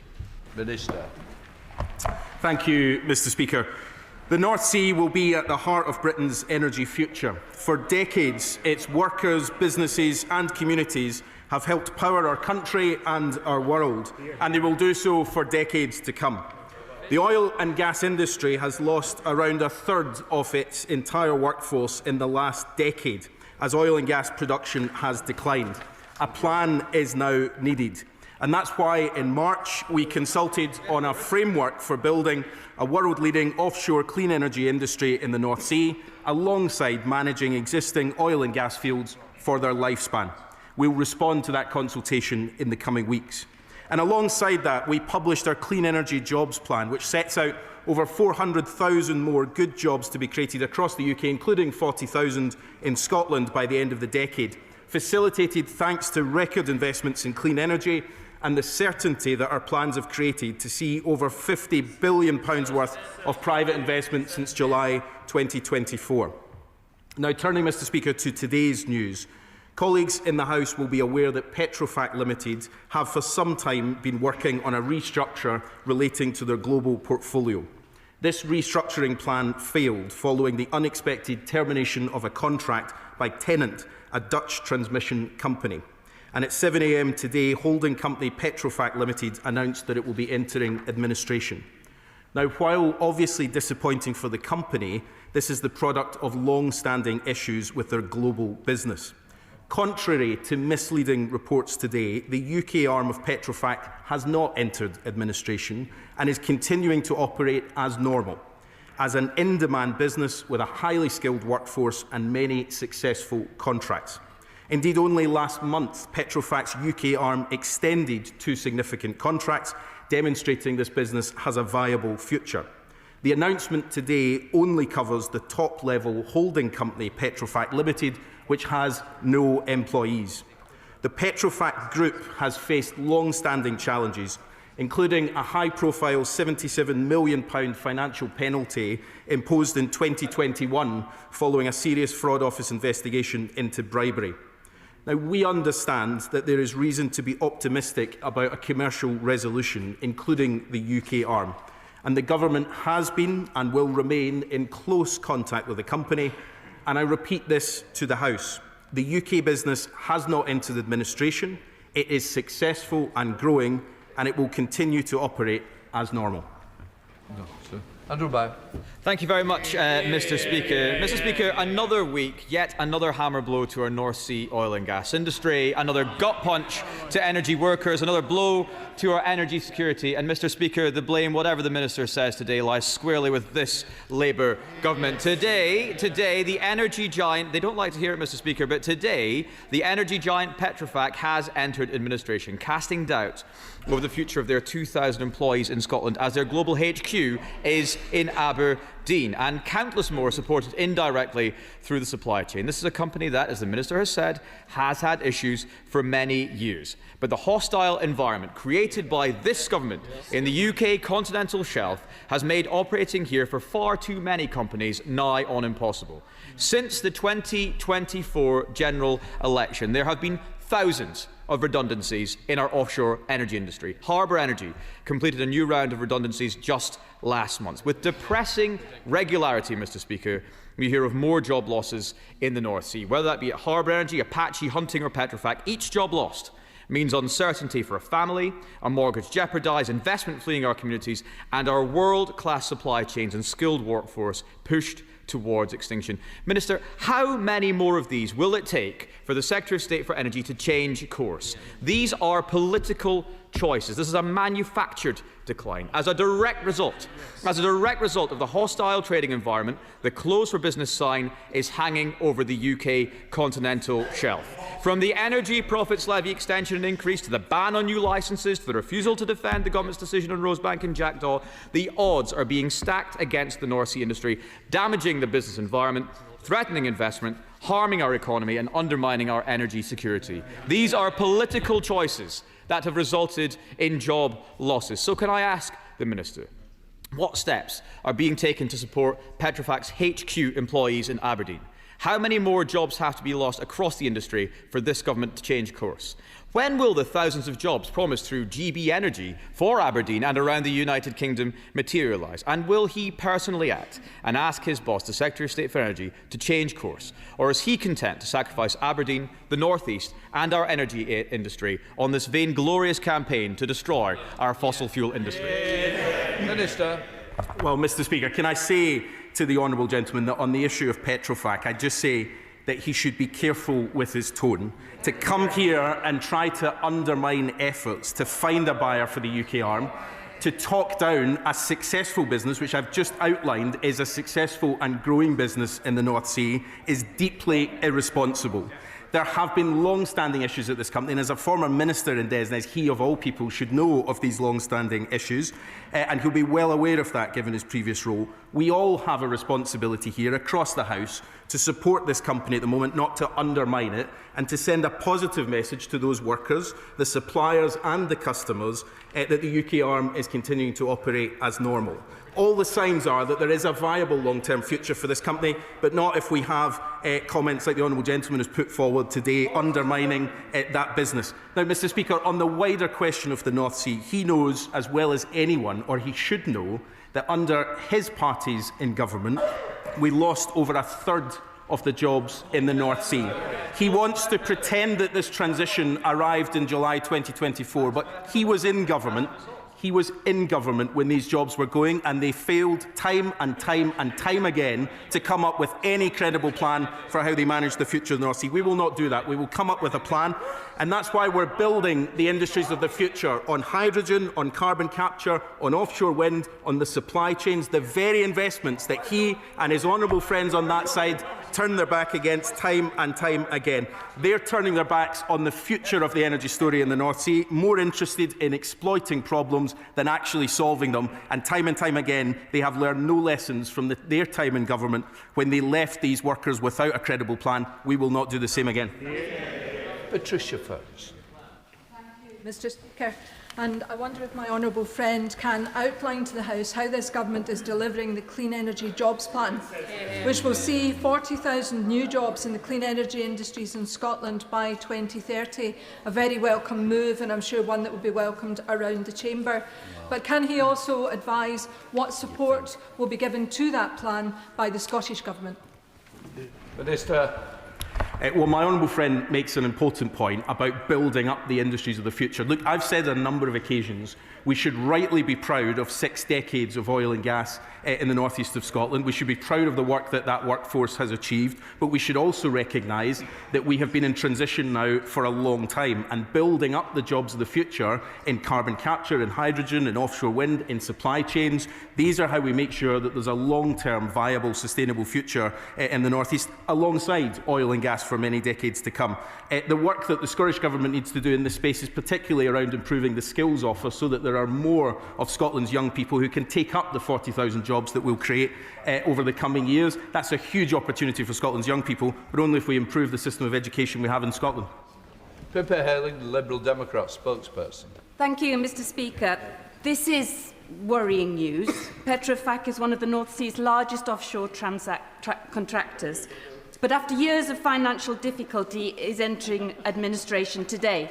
Whilst I cannot share the Honourable Member for West Aberdeenshire and Kincardin's desire to ditch the Climate Change Act, I do share his concern for these 2,000 jobs in Scotland and those workers who face uncertainty about their future. So the Secretary of State must act swiftly to find a sustainable path forward, hopefully secure a buyer and safeguard these skilled jobs. And this underlines why the Liberal Democrats have called for an independent Just Transition Commission, putting oil and gas workers and local communities front and centre. And it was good to see the much-awaited publication of the Government's Clean Energy Jobs Plan last week. However, we do know job creation is not happening fast enough to keep up with job losses in the North Sea. So can the Secretary of State and the Minister confirm what will be done to fill that gap in the meantime, in the short term, and deliver a genuinely just transition that keeps these skilled workers powering Britain's clean energy future? Minister. Thank you, Mr Speaker. Well, can I just say, first of all, what a contrast it is with someone responding to this concerning issue, as she rightly says, in a serious way, and not talking down the industry. And I think this is actually where this House should stand taller and recognise that this is a company that's doing good work, that there are workers right now, 2,000 of them, out in the North Sea carrying out their duties. We want to make sure that that is a viable future for the company, and we're doing everything that we can in that space. And all the signs are that it is a growing, successful business. We should recognise that and talk it up, not talk it down, as the Conservative Party seem hell-bent on doing. Can I just say on her wider point, she's right to say that, of course, the future of clean energy jobs is tens of thousands across Scotland and hundreds of thousands across the UK, but that we need to ramp those jobs up as quickly as possible and make sure that people can achieve those jobs. We're doing what we can around looking at the skills framework in place, but also making sure that through investments we're making in Great British Energy, those jobs come forward much faster, and that people are supported to move from jobs in oil and gas into those jobs where we know there's a real correlation in skills in the future. We're picking this work up after a failure of the previous government to have any plan. We're moving as fast as we can, and we'll say more on that North Sea plan in the coming weeks. Local Cry. Thank you, Mr. Speaker. And I have to say this is a very underpowered, urgent question, a bit similar to a two-stroke engine that we're attached to our rowing boat. One of us is going to sit down. It's going to be me. When I decide on urgent question, I don't need to be questioned about how urgent, whether it's two-stroke or a 50cc. Actually, some of us actually think it might be 3 litre. Also, of course, referring to the opposition, the shadow minister, who knows full well that he's missed the story here. Petrofac went into administration because the Dutch government cut a contract for offshore wind farm developments, and I dare say that raises concerns about the viability, the finance and supply chain for the offshore wind farm industry. But Petrofac, as the Shadow Minister well knows, as the Minister has pointed out, is successful in the UK, has 2,000 jobs in the UK, has contracts in the UK, so we need less scaremongering from this underpowered opposition and more assurance from the Minister that he will look after these jobs. Thank you, Mr. Speaker. I would just reflect on something my honourable friend said, that look, this is a global company. It has not had its troubles to seek for some time. It was subject to an investigation back in 2017. It has gone through a number of restructuring routes since then. Ultimately, that process came to an end when they lost a significant contract from Tennet, one of the Dutch transmission owners. So this is a company that has faced global headwinds for some time. But the UK business, and I'll repeat this to the House again and again, the UK business has a viable long-term future. It is already growing. It is successful. And we have a responsibility, I think, across this House to talk up British businesses, to talk up the workers in those jobs at the moment, not to talk them down. Stephen Flynn. Thank you, Mr. Speaker. May I convey in the strongest possible terms to the Junior Minister the anger and anxiety that is felt by my constituents in Aberdeen, because right now they are providing energy security to each and every one of us on these aisles. They are providing revenue to his treasury, and yet the only reward, the only certainty that they seem to have on this government's watch is that of looming job losses. So may I ask, and he shakes his head, may I ask him to come to Aberdeen and explain to my constituents when he is going to listen to trade unions, to academics, to the workers and to industry and protect that industry going forward for our energy security, but also for Scotland's economy. Well, thank you, Mr. Speaker. I'm in Aberdeen regularly and do meet his constituents who are working right now in renewables and carbon capture and hydrogen jobs, as well as his constituents who work in oil and gas, his constituents who benefit from investments that Great British Energy will make, for example, which he failed to vote for, and who also tell me that after a long period of time of having no credible plan on the... He can shout me down all he wants. He can shout me down all he wants. He asked a question. I'm just going to say to the honourable member, I brought you in early because I thought it was right to your constituents and you'd applied for a UQ. But I do expect a little respect, even if you don't like the answer, Minister. Thank you, Mr. Speaker. He asks a serious question, and I'm trying to give him an answer if he would but listen for a few moments. We do take seriously the issue of job losses. Of course we do, and I do take them very seriously. But what we have to recognise is that there have been 70,000 jobs lost over the past 10 years without a credible plan on the future of the North Sea. We're going to deliver that. We're delivering new jobs in the energy future alongside that. But I would also just say to him, I'm somewhat confused what the SNP's policy is on this, because as far as I understood it, it is exactly the same policy as this government has, which is to look at the licensing position. Now, if he's telling us now that the SNP's position has changed, then that's news to me and I suspect to the House. But of course, they haven't published the draft energy strategy that's been in draft form for 2 years, so it's hard for anyone to know. Holly Billington. Thank you, Mr. Speaker. What steps is the Minister taking to ensure that the UK arm of the company, which is an in-demand business with a highly skilled workforce and many successful contracts, has a long-term future in the UK, particularly in the context of our Clean Energy Jobs Plan announced earlier last week, and indeed, as my right honourable friend from the Western Isles pointed out, some of the risks around the development of offshore wind in Holland?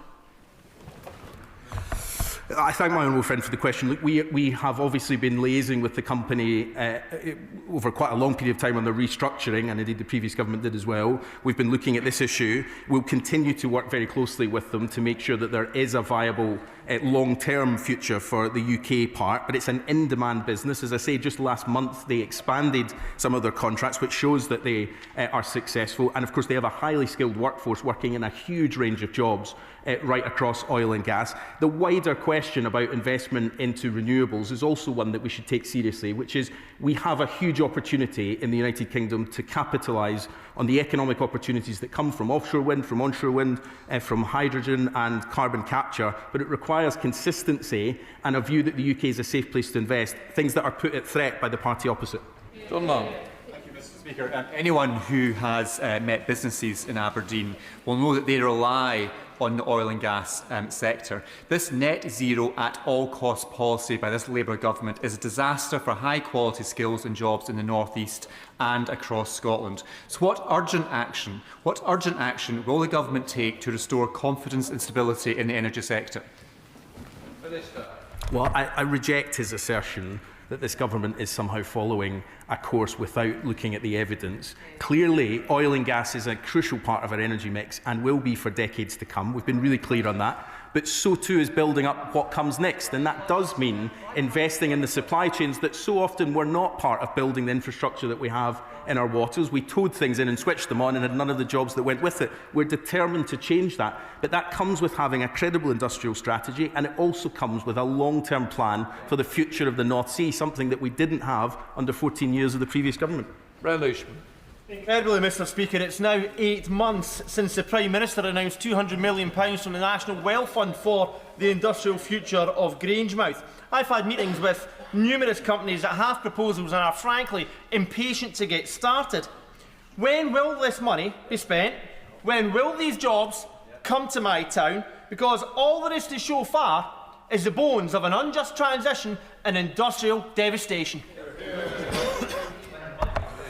Well, we absolutely have been looking at a number of proposals. I met 5 companies who are the front runners for investment from the National Wealth Fund, along with the Scottish Government Minister for Energy. There are a number of those propositions that are being taken forward, and I hope we will have an announcement to make in due course. But of course, what we've been trying to do here is not just spend £200 million on the first thing that comes along, but to find the genuinely long-term viable industrial opportunities that deliver jobs at Grangemouth, not just for a year or 2 years, but long into the future. Because the honourable gentleman is absolutely right to say that for far too long that site has been victim from a lack of planning, and it is an example of a just transition done wrongly. We want to make that different by having a serious plan for long-term jobs on that site. The NWF has brought companies to the table and will deliver an announcement on that in due course. Christine Jardine. Thank you very much, Mr. Speaker.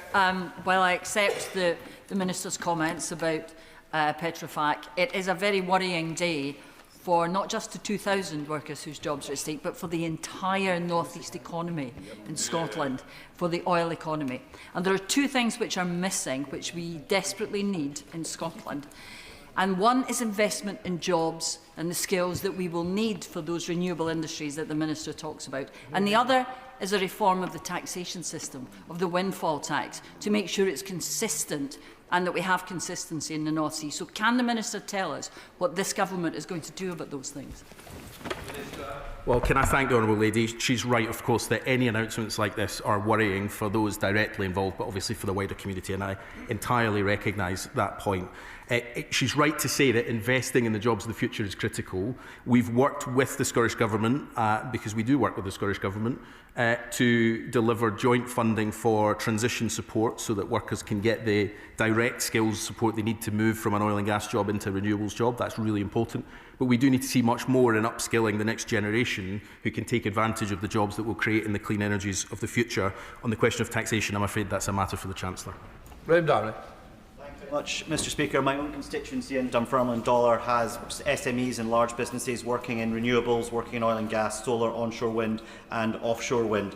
Does the Minister agree with me that some of the outbursts today we've seen from the opposite sides, from both the Conservatives and the SNP, will do nothing but undermine confidence that those companies face? And furthermore, can he please reassure me that he is working extensively with colleges in Scotland and with employers to make sure that we do see that transition from skills from oil and gas into renewables, so that people in my constituency can take full opportunities of the investments this government is making?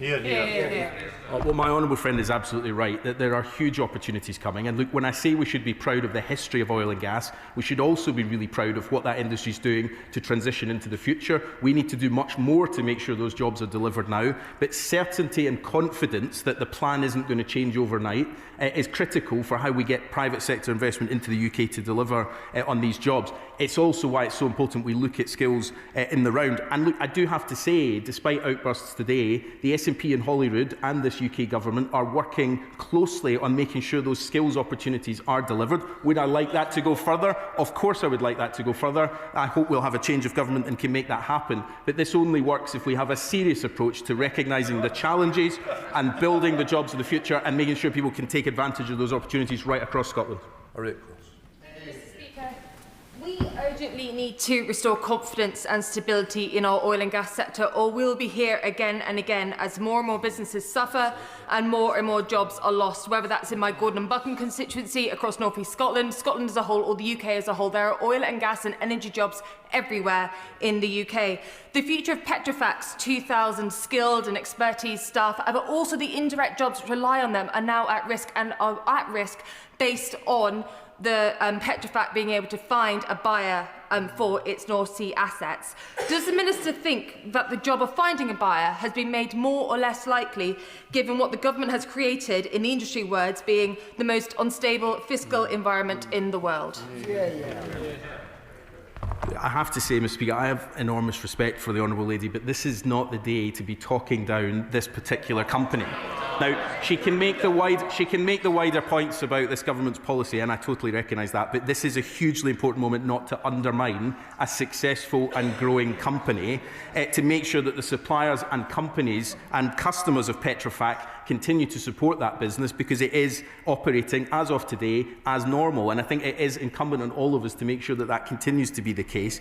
We are obviously making sure that we're working closely with the company to make sure that outcome is delivered, because she's right to say about the wider impact. But those 2,000 jobs have continued as normal today. The supply chain jobs that rely on those 2,000 jobs have continued as normal today. And any suggestion to the contrary is just not correct.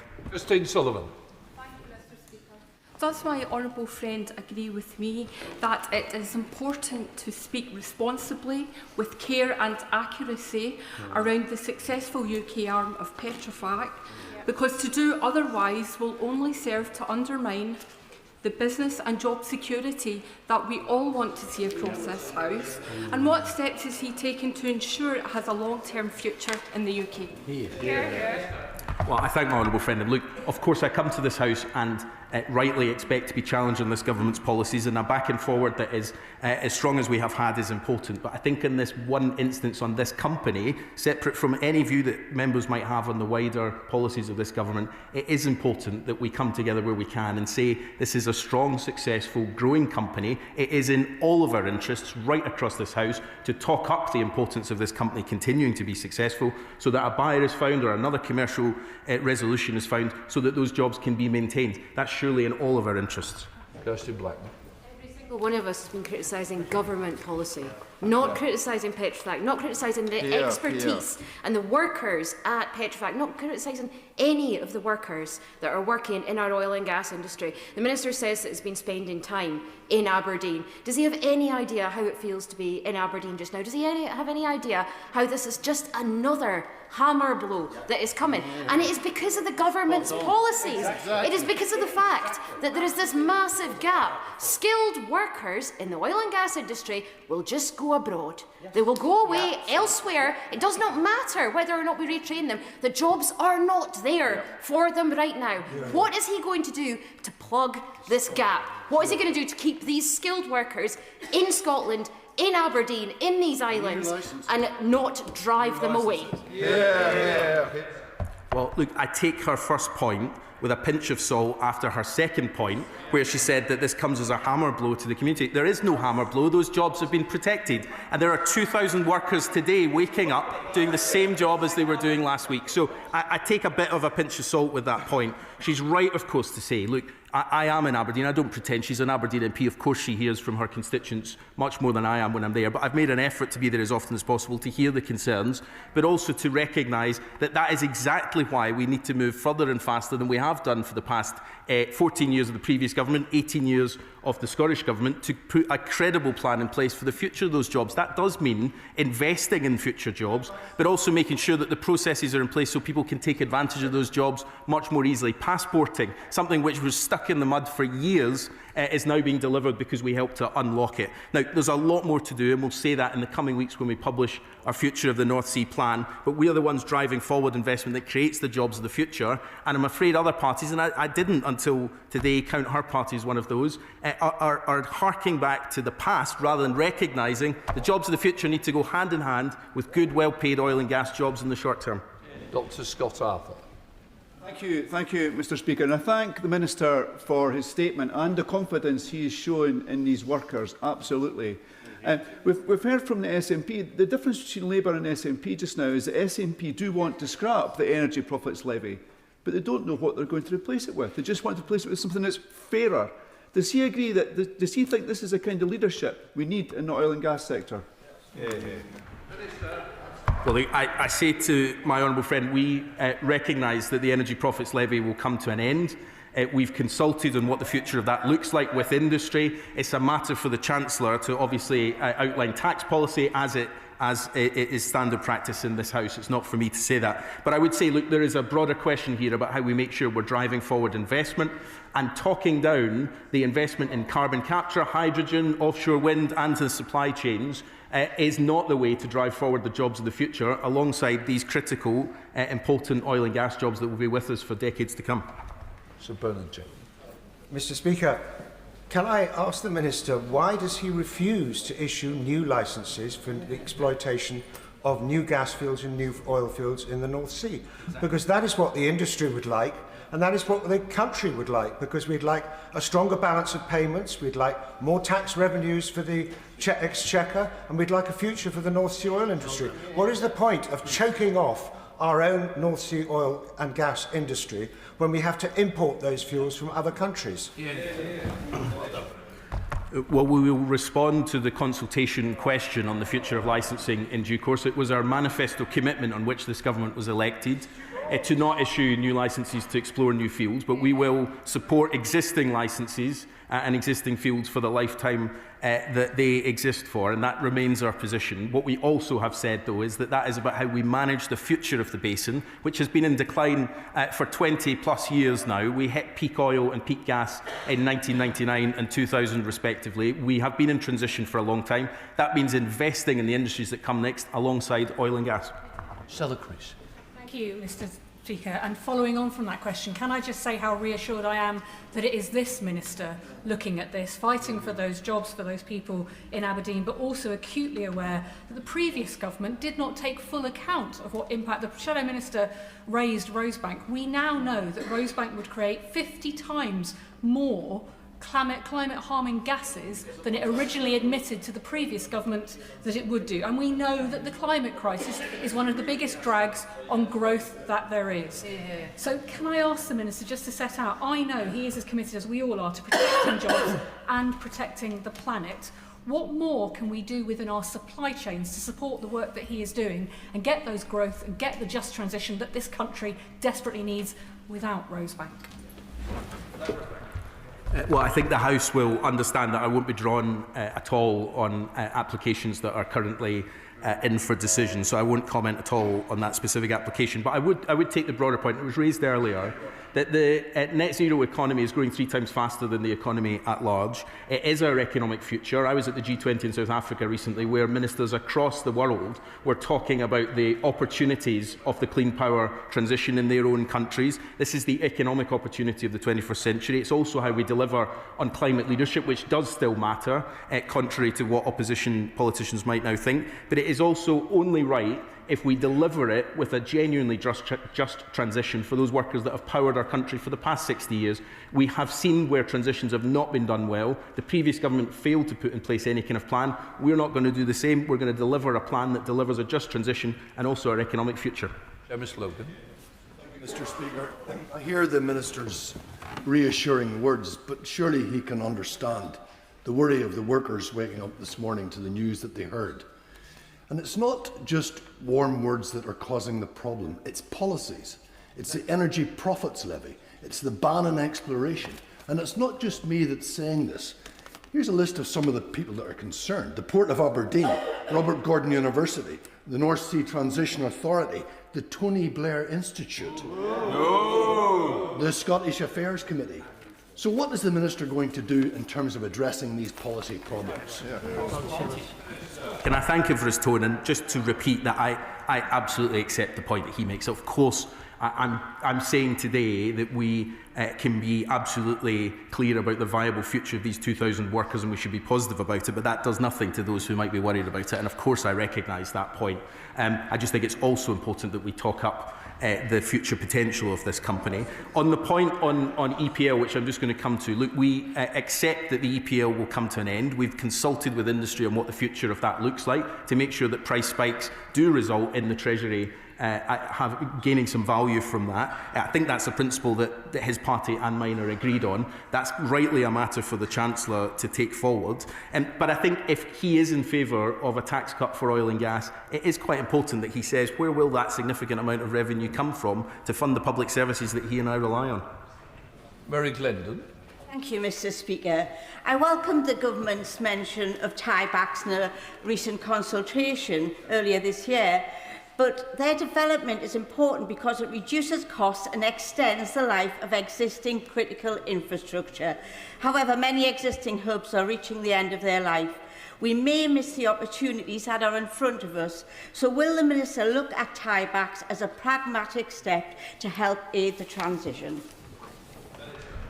Well, I thank my honourable friend, who is always a great champion for this industry, and although we often talk quite rightly about Aberdeen and the north east of Scotland, she's also right to champion her own community, which has a significant number of oil and gas workers in it as well, and I always welcome her straightforward challenge to me on many of these points. I'm not going to get into the detail of the response to the consultation, which we'll publish in due course, but we've been really clear that we want a credible long-term plan for the future of the North Sea. That's why we consulted on a range of factors, not just the future licensing position, and we will come to a pragmatic position on what the future of the North Sea looks like.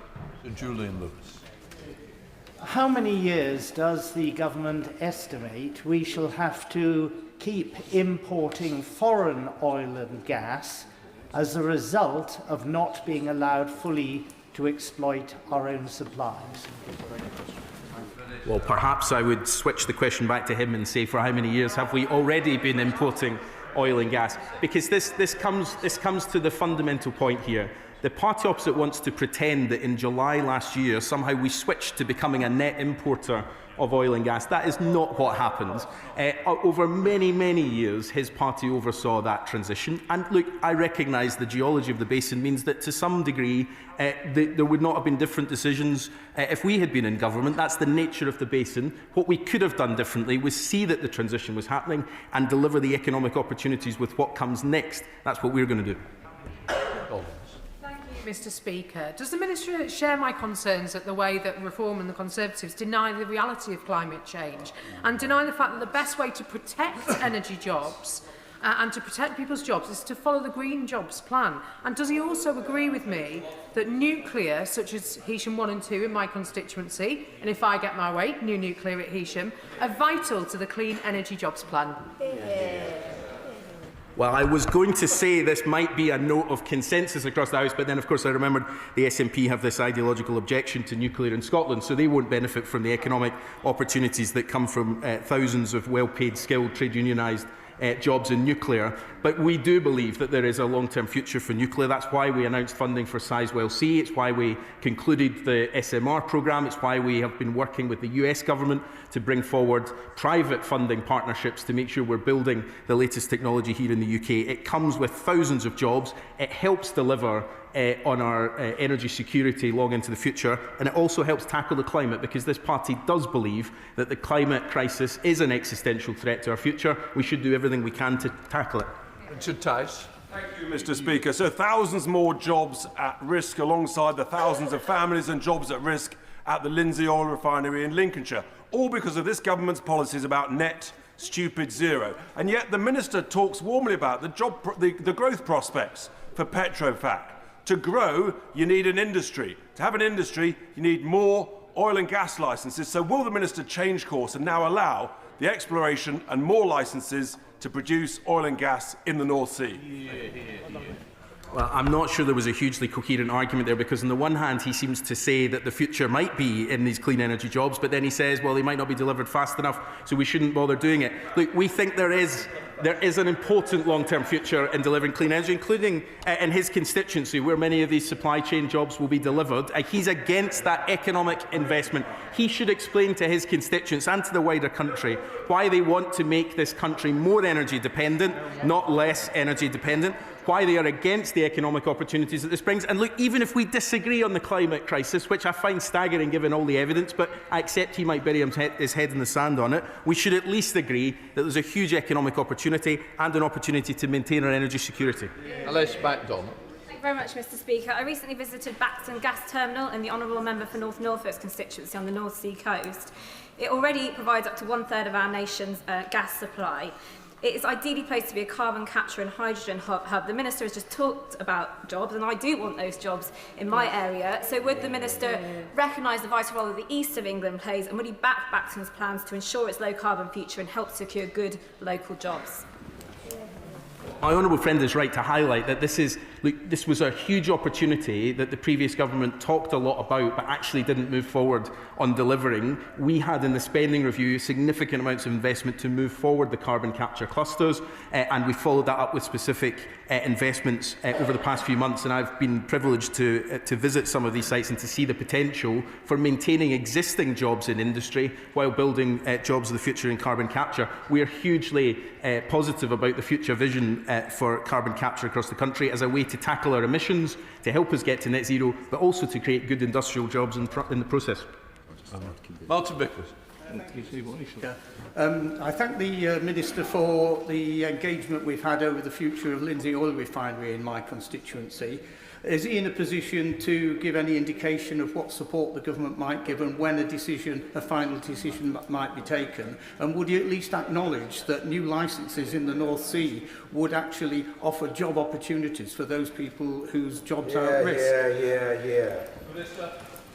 Well, can I also thank him for the engagement that we've had on this issue? Obviously, the failure of the previous company that was running the Prax Lindsey Oil Refinery has had a really significant impact. We've been working to make sure that there is the process that the official receiver is going through is concluded as soon as possible. It's for them to decide who the potential buyers are. There is a short list of credible candidates that they are looking at, but given the nature of the insolvency, it's not for the government's decision to decide what's built there next. On his second point, look, I genuinely don't think that the licensing question is the future of jobs for that particular site. We want to build up an industry in that site for the future, that those are long-term sustainable jobs, and all the evidence we've seen about managing the future of the North Sea Basin is that while that's important for many years to come, it's not the long-term future for the North Sea.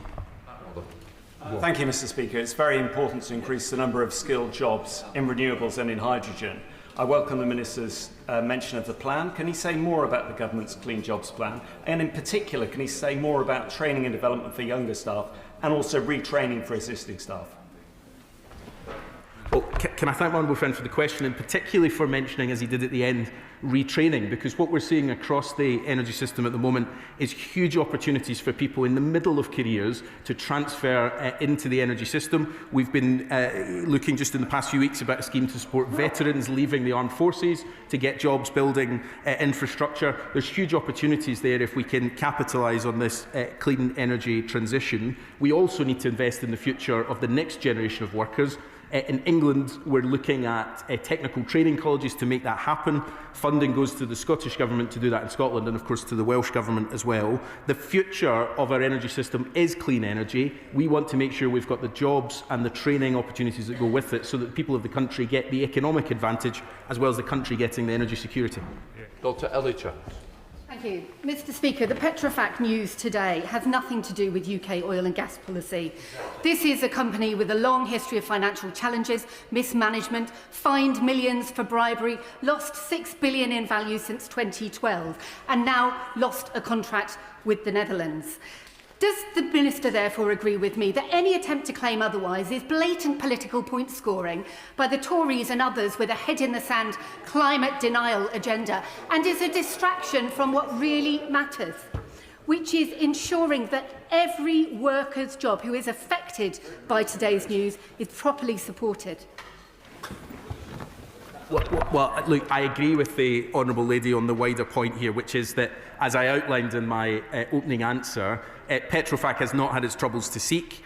She outlined a number of those in her question there. But I want to reiterate that the UK arm of this business is a successful, growing business. We want to make sure that that continues and that there's a buyer or another solution to make sure that that can continue long into the future. I think others will seek to politicise this for their own political narratives. I think it's incumbent on all of us to send as positive a message as we can to the workers, the suppliers and the customers of Petrofac that the UK arms continue to operate as normal and that we want that to continue into the future. Stuart. Thank you, Mr. Speaker. 1,000+ people are losing their jobs in North Sea oil and gas every month. And contrary to the case that the Minister presents, of course, this declining basin still has, the industry says, 4 billion additional barrels that could be extracted if only there were new licences. So he tells the House, Mr. Speaker, that it's going to be needed for decades to come, and he cuts off all new supply, mortally damaging the whole supply chain of which Petrofac is part. So he can't deny responsibility, and he needs to persuade the Chancellor, if not his Secretary of State, who's probably beyond persuasion, that we need to move to a practical policy, new licences, optimise it, because green and fossil fuels don't need to be in tension. We want the transition, but we must keep the jobs for now.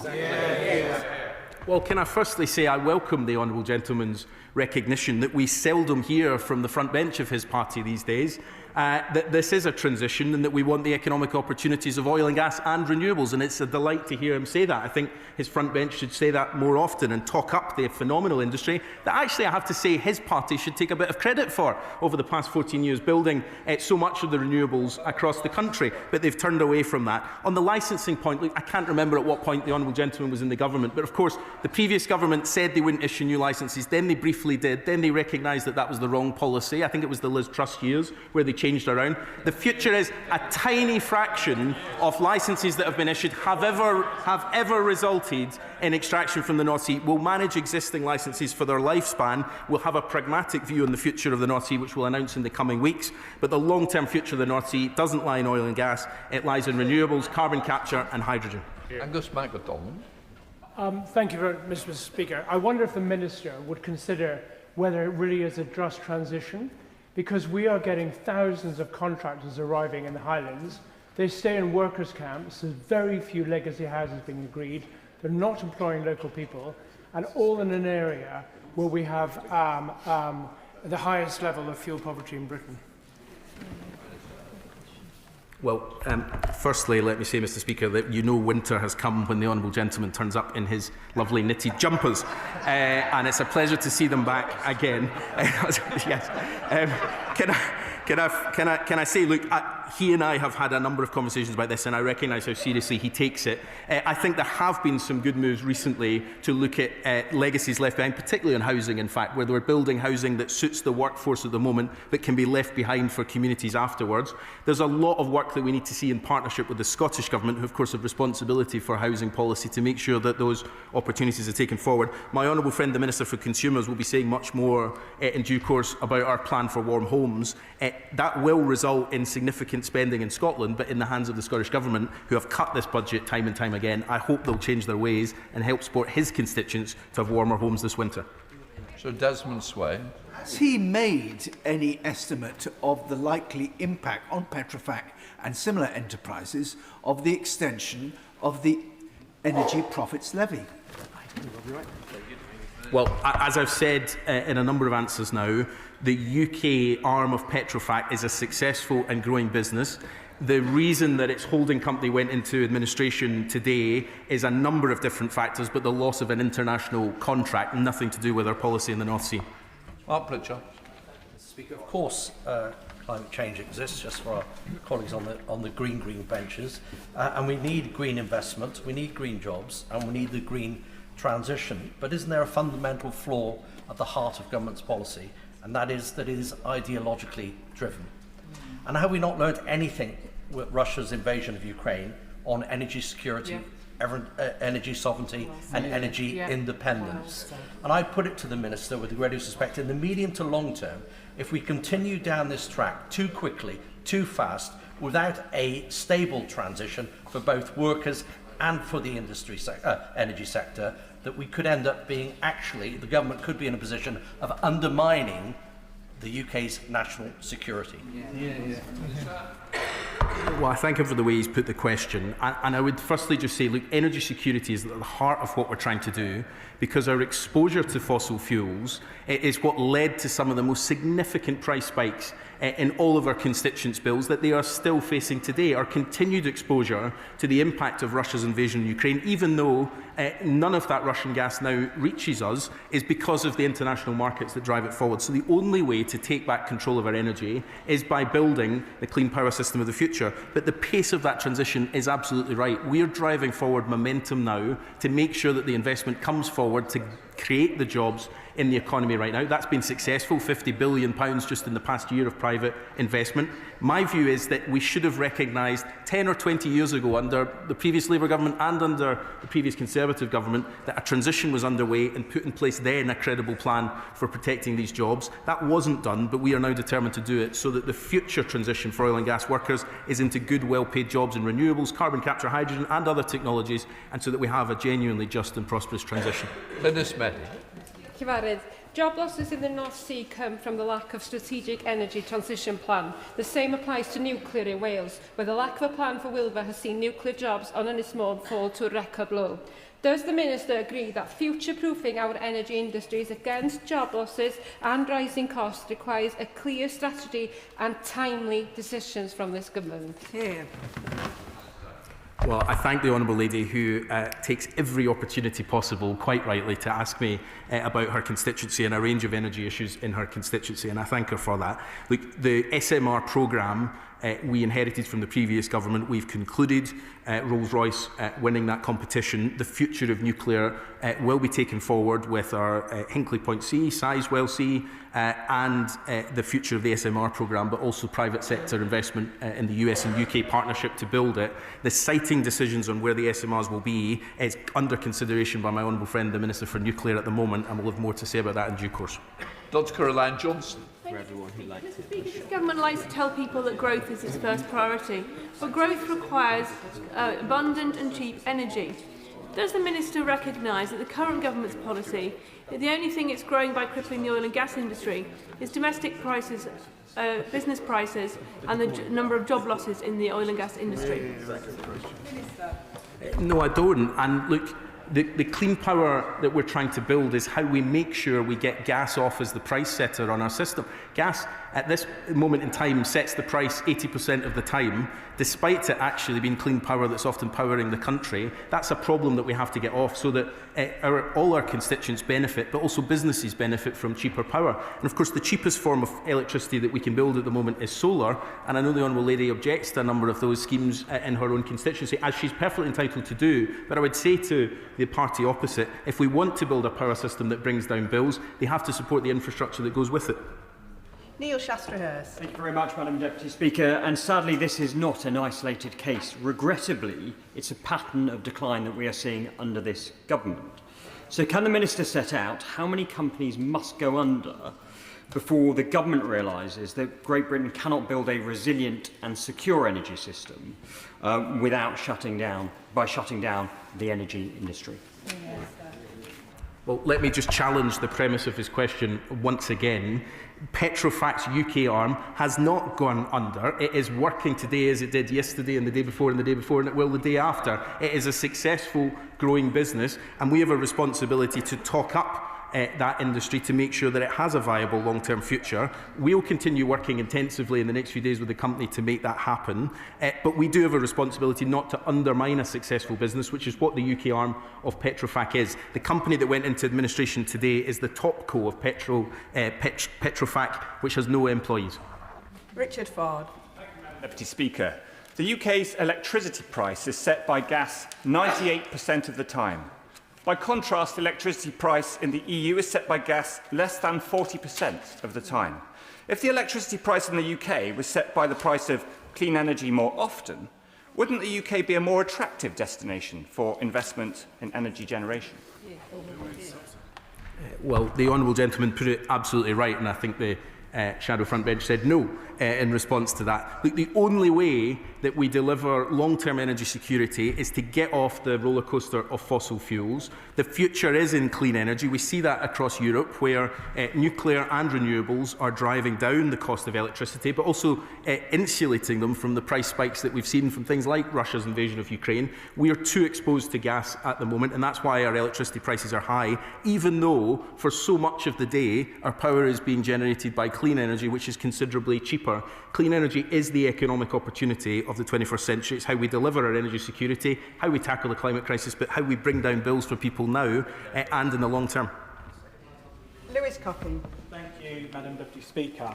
While Labour continue down the path of net zero, UK now imports over 40% of its total energy needs from overseas. With the UK being the second most expensive country in the world for household electricity, will the Minister issue new oil and gas licences so we can get oil and gas out of the North Sea to support jobs and help energy companies cut fuel costs for people right across these aisles? Well, I don't know if it says in the footnote to his question that even if we were to issue new licences, what we would extract from that North Sea would be traded on the international market, and we would pay the price that is traded on the international market. So I'd like to understand his logic on how that helps us to bring down bills, which is not the case. Let me just be really clear. The long-term future of our energy system is in a mix of nuclear and also in renewables. Removing ourselves from the volatility of fossil fuels is the only way forward, but it's also the economic opportunity for his constituents and right across the House as we build this infrastructure here with a proper industrial strategy to create the jobs of the future.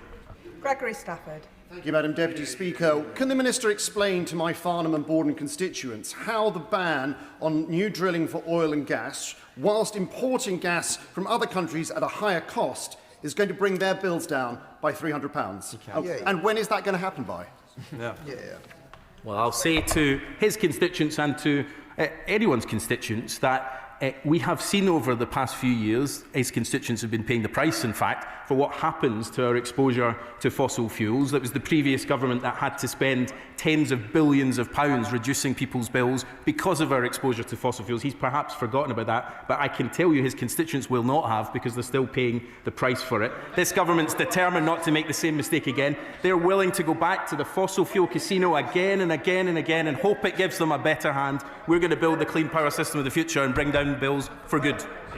Jim Shannon. Thank you, Madam Deputy Speaker. I have a number of constituents who work in the North Sea oil and gas industry and depend on that for their employment.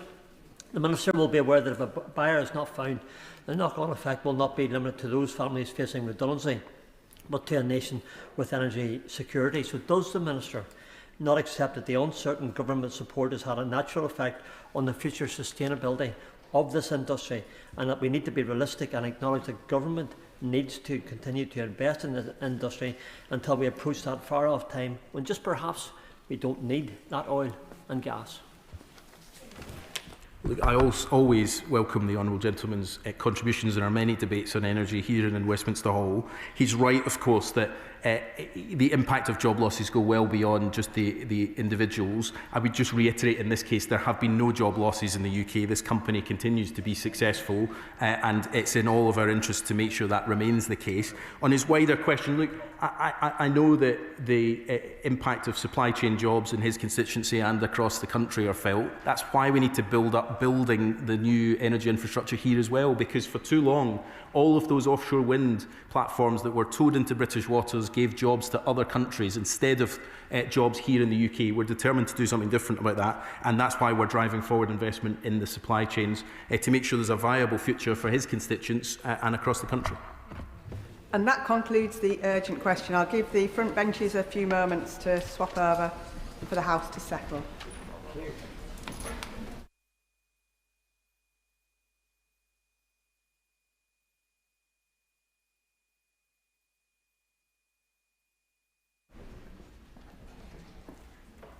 Statement. Deputy Prime Minister David Lammy. Well, Madam Deputy Speaker, with your permission, I'd like to make a statement on the release in error of Hadush Kebatu from HMP Chelmsford last Friday morning. As the House will be aware, Mr Kebatu was apprehended by the Metropolitan Police on Sunday morning in the Finsbury Park area of my constituency. He's back where he belongs, behind bars.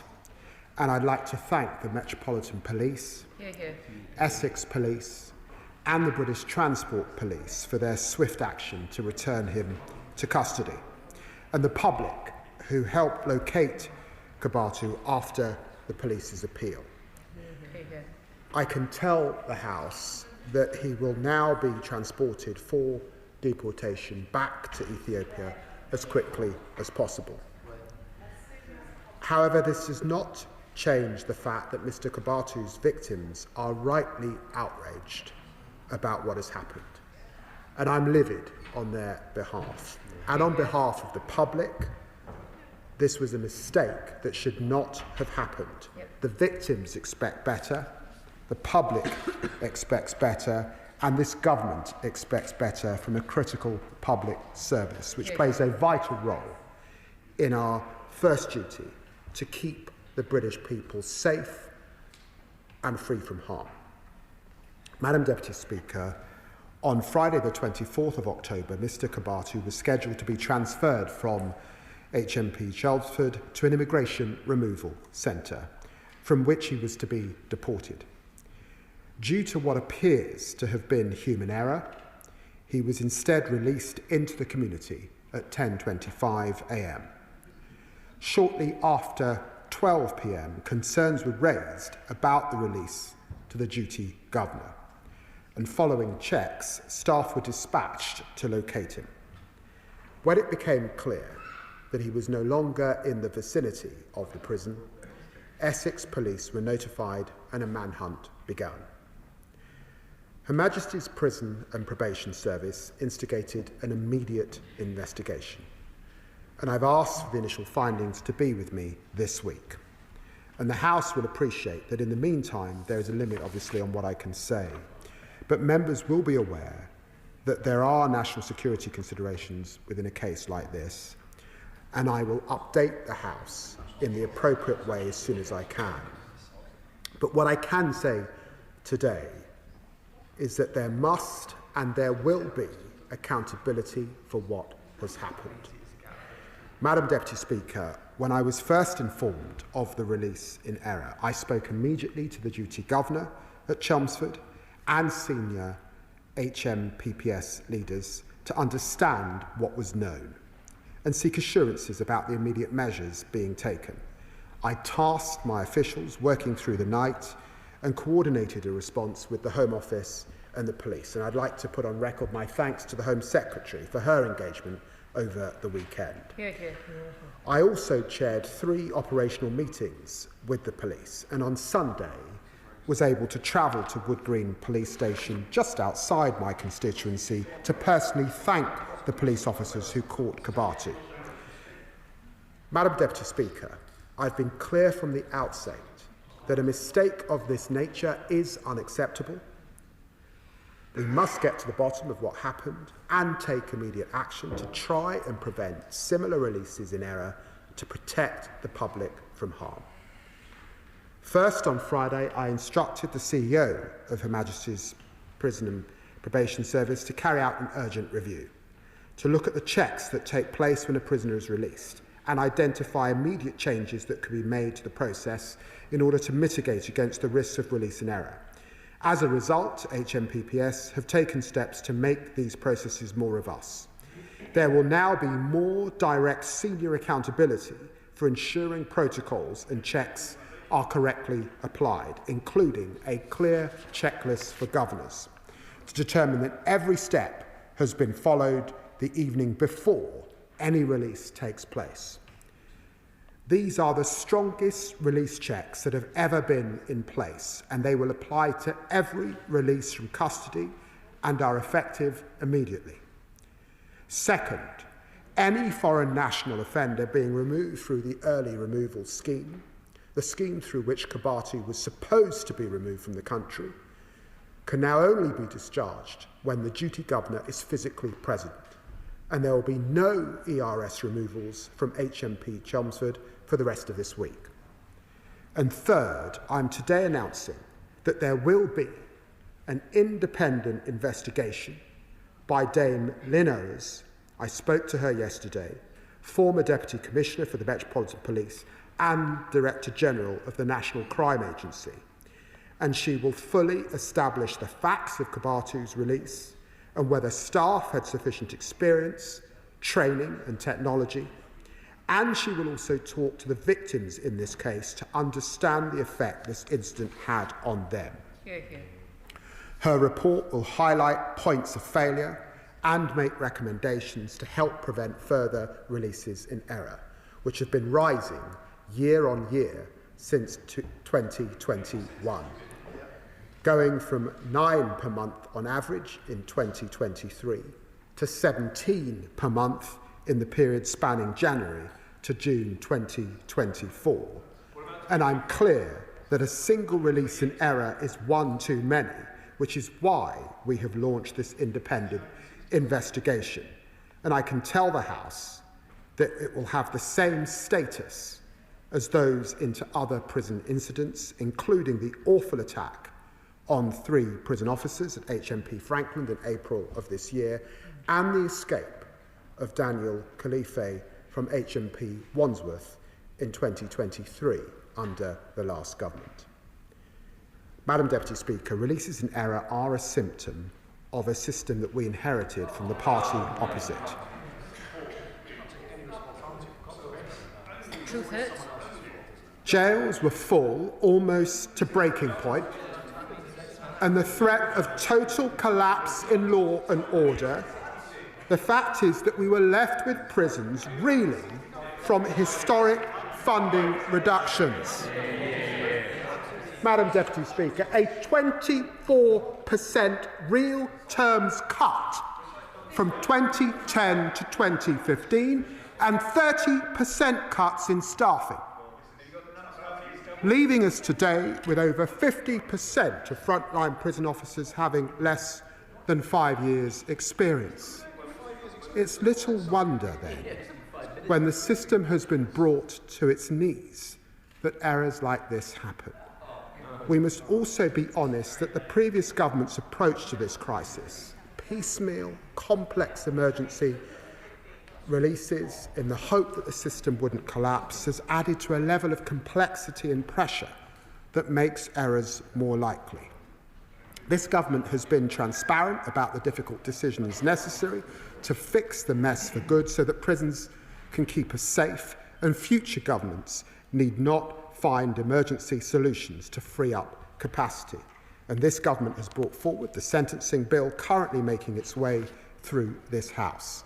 It will ensure we have a suitable criminal justice system, one which can deliver punishment that works, that cuts crime and keeps the public safe. And this government's also building 14,000 additional prison places so that we have capacity to lock up the most dangerous offenders. This is the largest prison expansion since the Victorian era. And let's be clear, there will be more people in prison at the end of this Parliament than there have ever been before. And we've already built 2,500 additional prison places in just over a year, compared to 500 added overall to the prison estate under the Tories. And we're deporting more foreign criminals than the last government.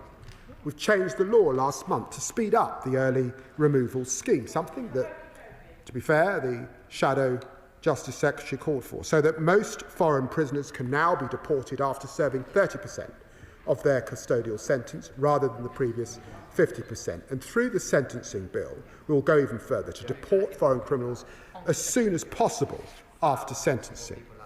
I can confirm that in the year to July 2025, we sent 5,179 foreign national offenders back to the countries of origin, a 14% increase on the previous 12 months.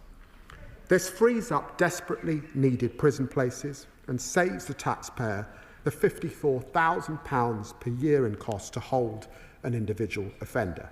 Madam Deputy Speaker, this context sets out the scale of the challenge, but I'm clear that releases in error are not simply a fact of life. The public will not accept that, and neither does the government. We'll get to the bottom of what happened in this case.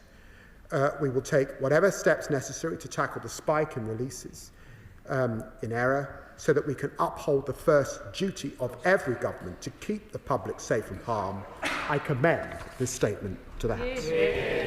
I call Robert Jenrick, Shadow Secretary of State. Thank you, Madam Deputy Speaker. Well, dear, oh dear, where to begin? This Justice Secretary could not deport the only small boat migrant who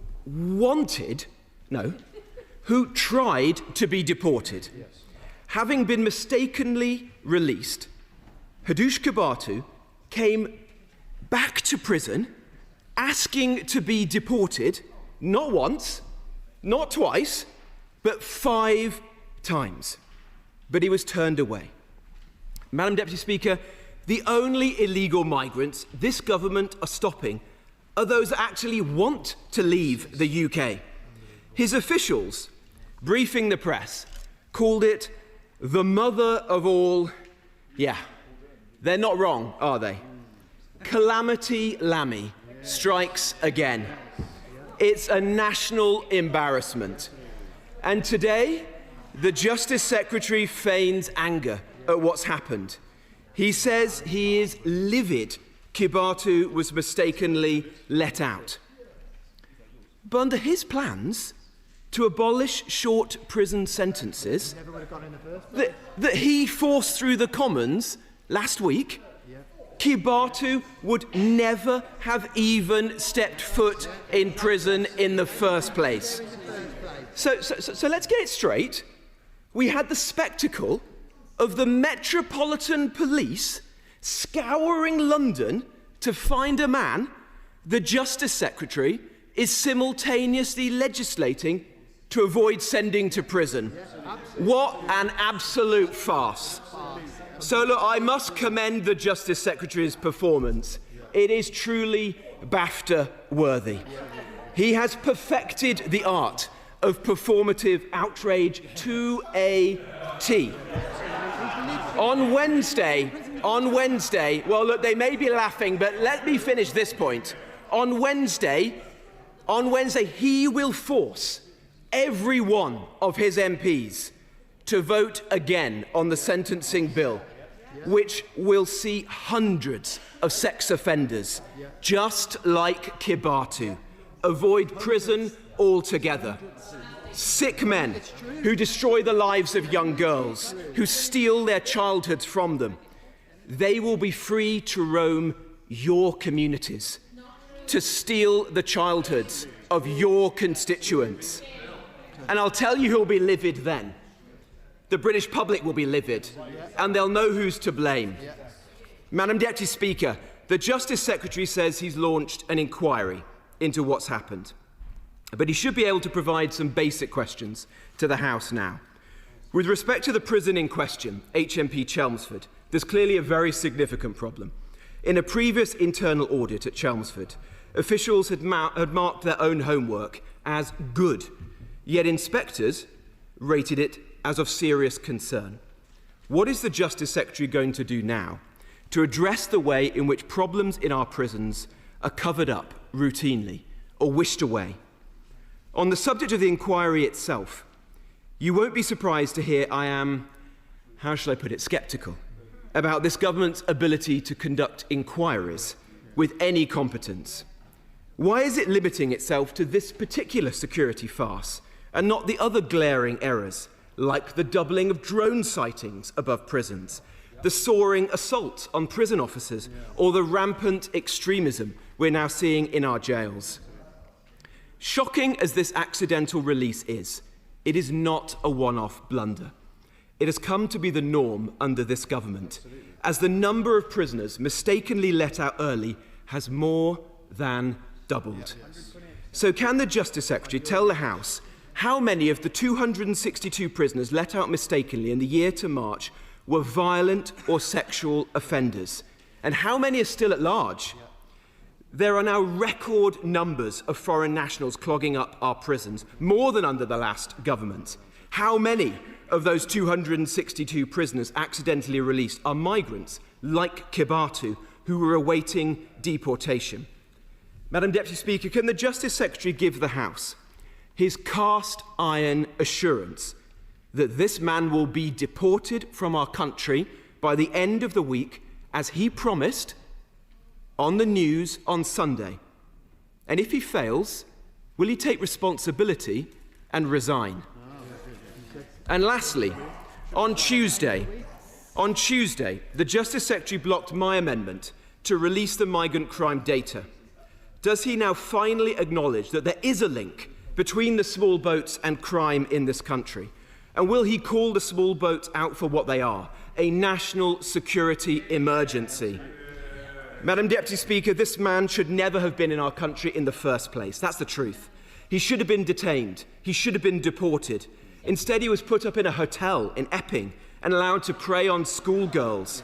Now we learn that some Labour officials privately concede that they were wrong to scrap the Rwanda plan. Be in no doubt, from start to finish, the Kebatu fiasco was a creation entirely of Labour's own making.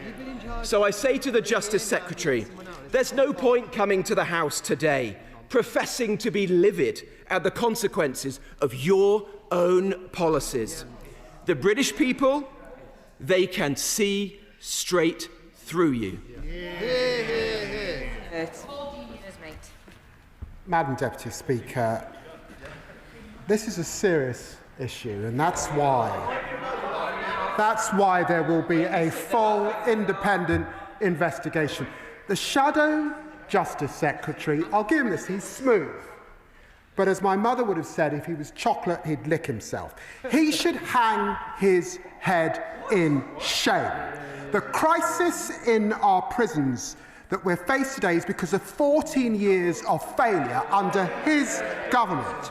As they were packing their bags, and he knows this, to leave office, temporary release failures were under his watch. They presided over 17 mistaken releases per month.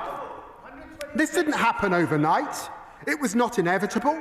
It was the choices that his party made through 14 years of chaos. They said that they were the government of security and safety. They oversaw rising violent crime and crumbling courts and crumbling prisons. Again and again, they promised 20,000 extra prison places, and they managed an extra 500 in 14 years. They promised to remove more foreign national offenders from prisons. They failed. They promised investment and expansion in the prison system, but budgets stalled. They promised investment in the police, but again, we saw the police cut by 20,000. They promised increases in access to justice. We did not see that. We saw almost the collapse of legal aid. Violence went up in our prisons. Self-harm went up in our prisons. Drug abuse went up in our prisons. And prison officer numbers were cut under his watch. And he comes here and has the brass neck to give the impression that this started just 14 months ago. Let me just pause there. William Fernandez was released in error in March 2021. He was a sexual predator. He raped a 16-year-old and sexually assaulted another young woman after he was let out by prison in 2021. Was there an independent investigation? No, not from their side. Rayan Nubi, released in error in March 2023. Again, a man who was mistaken released from a Category B prison. Was there an independent investigation under his watch? No, there wasn't. Laura Matavoulis, again released in error in December 2021. Was there any independent investigation? None at all. And he comes here with the brass neck. I've asked Lynn Owens to look at this. I've asked her if she can do it in 8 months. Of course, we'll come back to the House when in 8 weeks, when that is done. And all of what he has said, what happened, looking over this period of time, is subject to that review. And then he says that the sentencing review will actually let more foreign nationals out. He's wrong. We've actually brought down the threshold so that you can now be deported with just a suspended sentence. He knows that. Read clause 42 of the bill and he will understand it properly. Chair of the Select Committee, Andy Slaughter. Thank you very much, Madam Deputy Speaker. Given the pressure on prison front desks and the complexity of rules for release, this was an accident waiting to happen. One thing that might bring down the number of releases in error is the digitising of prisoner records. On visits to prisons, Justice Committee members are often horrified to find them relying on handwritten files. While some parts of the justice system are entertaining AI, why are prisons still run on pen and paper systems? Minister. Well, the right honourable friend raises a very important point, and he knows that up to this day, in part because of concerns about the use of technology by prisoners, there largely isn't Wi-Fi or anything like that available on our prison sites. And for that reason, it is a paper-based system which will always be subject to some human error. But in the context in which, under the last government, there was this continued early release scheme done on the quiet, and indeed because of the changes that we're making in the sentencing bill, it is right that we have a proper look at this. And I did discuss it with Lynn Owens when we spoke yesterday. Liberal Democrat spokesperson Jess Brown-Fuller. Thank you, Madam Deputy Speaker. We in the Liberal Democrats are relieved that Kebatu has been recaptured after what must have been a terrifying few days for his victims, and echo the Justice Secretary's remarks thanking Essex Police, the Metropolitan Police and British Transport Police. But, Madam Deputy Speaker, his recapture doesn't excuse the serious mistakes that caused this to happen in the first place. It's totally unacceptable that the safety of the public was ever put at risk. HMP Chelmsford is a remand prison, one that regularly deals with prisoners coming and going, and therefore should be entirely capable of handling situations like this. Yet we know from His Majesty's Chief Inspector of Prisons that there are deep-seated inadequacies at Chelmsford, including inexperienced staff and a lack of adequate training, especially identified in pre-release documents. At the same time, we have seen worrying trends nationally in mistaken prisoner releases, with 262 prisoners released by accident in the year 2025, up from 115 the year prior. So we in the Liberal Democrats do recognise that the government inherited a mess when it comes to prisons, but they should have taken serious steps to address the shortfalls and staffing issues in prisons, which are now clearly putting the public at risk. So I would like to ask the Secretary of State what steps his government is taking to address work culture and training issues in our prisons, especially those like HMP Chelmsford, where concerns have already been raised in the past. I welcome the Secretary of State's announcement of an independent investigation following repeated calls by my honourable friend, the member for Chelmsford, whose constituents were put at risk. But can he confirm what consequences those found at fault will face? And pending the outcome of the investigation, does he agree that anyone responsible should face the sack? Does he believe that the new safeguards that he is putting in place will prevent this from ever happening again? And finally, for Kebatu's victims, who will have spent the weekend incredibly distressed, what support was provided to those victims and their families over the weekend when they were aware of the perpetrator being at large, and will that support continue on? Secretary of State. Well, I'm very grateful to the Honourable Lady for the tone of her remarks. And she's absolutely right that it was entirely unacceptable. And understandably, the victims of those crimes would have been very, very anxious, and their families over the course of the weekend.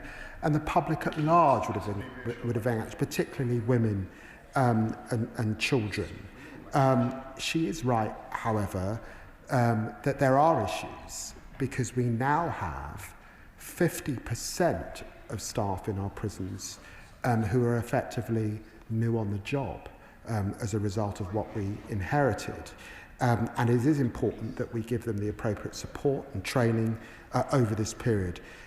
She knows, because I've said it from this dispatch box, that it's our intention to grow the number of prison places and to build new prisons, 14,000 places by 2031. And in that context, it's important that we grow the number of officers as well and support them. She knows too the importance of probation in this context, and the 700 million that we've allocated to support our probation service at this time is really important. She will recognise that in a system that releases 57,000 prisoners every year, that many of those prisoners are released appropriately, under licence. Some of those prisoners are reporting to probation, they're reporting to home, they're reporting for tags, and many of them, a proportion that's gone up, are reporting for early removal. And it's for all of those reasons that it's important that Lynn Owers gets to the bottom of what happened in this circumstance. Matt Bishop. Thank you, Madam Deputy Speaker. On the weekend, we heard comments from party members opposite talking about this being the Labour Party releasing this prisoner early. This is a rather silly comment. The Labour Party didn't release anybody. Okay. However, I wonder if the Deputy Prime Minister would agree with me that actually what does cause, contribute and create problems such as where these mistakes can genuinely happen has not come from the 14 months we've been in power, but the 14 years of austerity and cuts that the party opposite caused. Secretary of State. Well, I'm very grateful to the honourable gentleman. I just think, as a statement of fact, the party opposite does recognise the inheritance that we had in this context was poor. Now, the public want to ensure that whomever is in government keeps them safe, and that people aren't being released from prison in the wrong way. And that's why it's important that there's a full independent investigation into this, and that the system learns the lessons. I listed previous cases where there was no full or independent investigation. We could have learnt from this earlier if the other party had acted. Father of the House, Sir Edward Lee. The crisis about small boats crossing the Channel is utterly debilitating and is alienating millions of people from the whole political process. And imagine how the whole atmosphere would lighten if the government had come here today and said, this sort of farce can't continue, and from midnight tonight, if you land illegally on these shores, we will get out of any convention, you will be detained and deported immediately from where you've come from. But I want to ask a particular constituency point. Such is the crisis around how to house these people. There are reports today in the Times and other newspapers that the government is thinking of opening disused military sites and is looking at 2 or 3 in particular. Now, the government gave a solemn promise that they would not use RAF Scampton to house illegal migrants. Can you confirm that solemn promise still stands? Secretary of State. He's heard, and he heard the Housing Secretary talking about this morning, that we are looking at military sites, and there are a number of them that we're looking intently. I'm afraid I'm unable to give him the reassurance in relation to his own constituency because I haven't got the list in front of me, but I will ensure that the appropriate minister makes contact with him. Maureen de Jos. Thank you, Madam Deputy Speaker. It is, of course, deeply concerning that a dangerous criminal was released onto the streets, and this should not have happened. But I do want to thank the Deputy Prime Minister for his honest assessment of what happened and for acknowledging that what happened was wrong.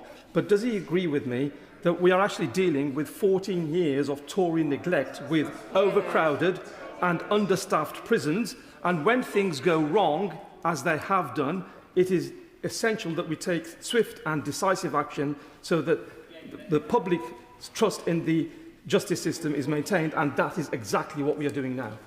Secretary of State. Well, I'm very grateful to the right honourable gentleman. The truth is that under this government, in our first year in office, over 5,100 foreign national offenders were removed from this country. That's the truth. We've removed 2,500 more from prison than in recent times.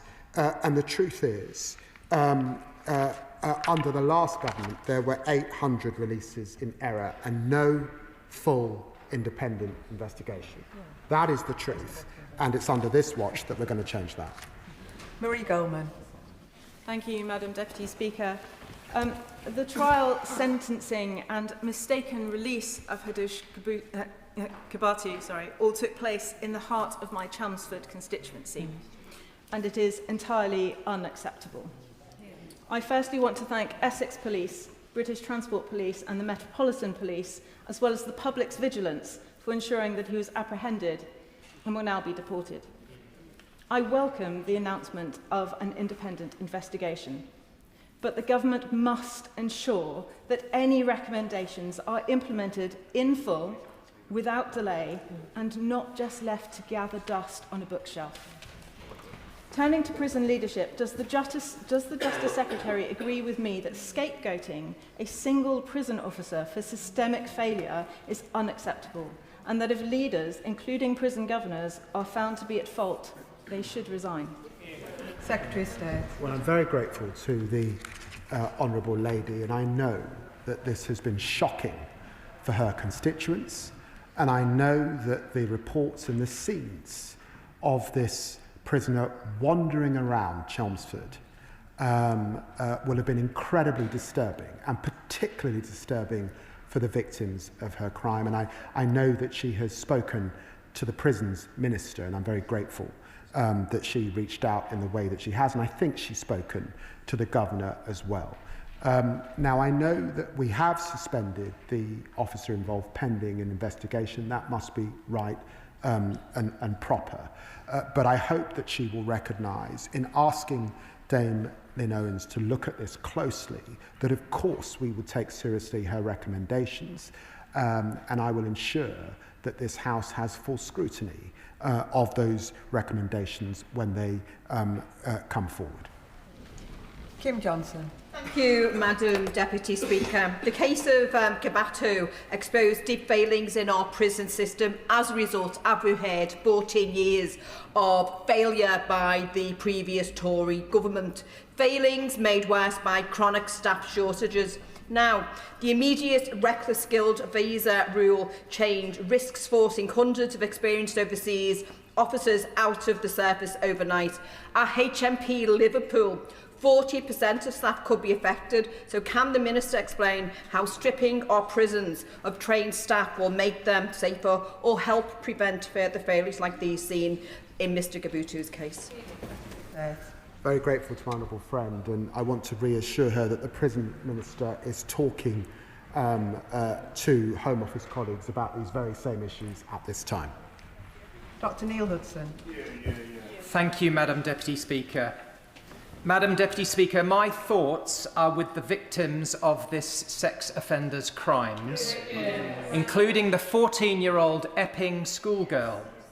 They and their families want answers as to how this major breach could have happened. Now, the Prime Minister and the Justice Secretary have said that they were appalled and livid. Well, that's great. So is everyone. But ministers are not commentators. Exactly. They are in charge, and ultimately, they are accountable for this. Madam Deputy Speaker, this hasn't gone away for the people of Epping. The twice-weekly protests continue.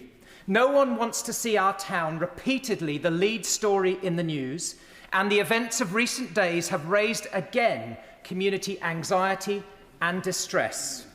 Will the government now get a grip on this issue, address the illegal immigration crisis that has spun out of control on their watch, and do the right and safe thing and close the Bell Hotel immediately? Secretary of State. Well, the honourable gentleman is right in the beginning of his question to centre the victims of these crimes and their anxiety and to hold that dear. And it's why the first thing I said to Lynn Owens was, would she reach out to those victims and just hear from them as she went about her work.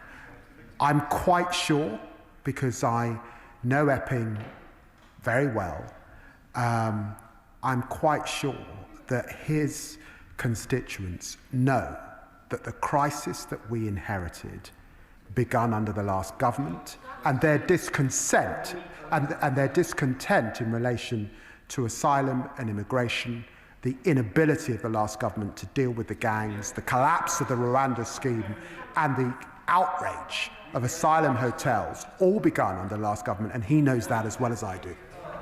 Chris Webb. Thank you, Madam Deputy Speaker. I thank my right friend, the Deputy Prime Minister, for coming today to address this serious issue. Many of my constituents raised it with me over the weekend. I do notice not a single member from Reform here, especially the member for Runcorn. I'm assuming she's still running scared after horrific racist remarks over the weekend. But can the Deputy Prime Minister confirm that deportation of Kebatu will proceed unhindered and without delay to... Order. I'd ask the honourable gentleman to ponder on his words and perhaps suggest that he does withdraw that remark that he's just made about another honourable member from this chamber. Okay, on your advice, I've withdrawn that remark. So, to finish my question, will the Deputy Prime Minister ensure that there is a swift plan that when mistakes are made, it's essential to ensure that public trust is remained in these justice systems? Well, my honourable friend is right.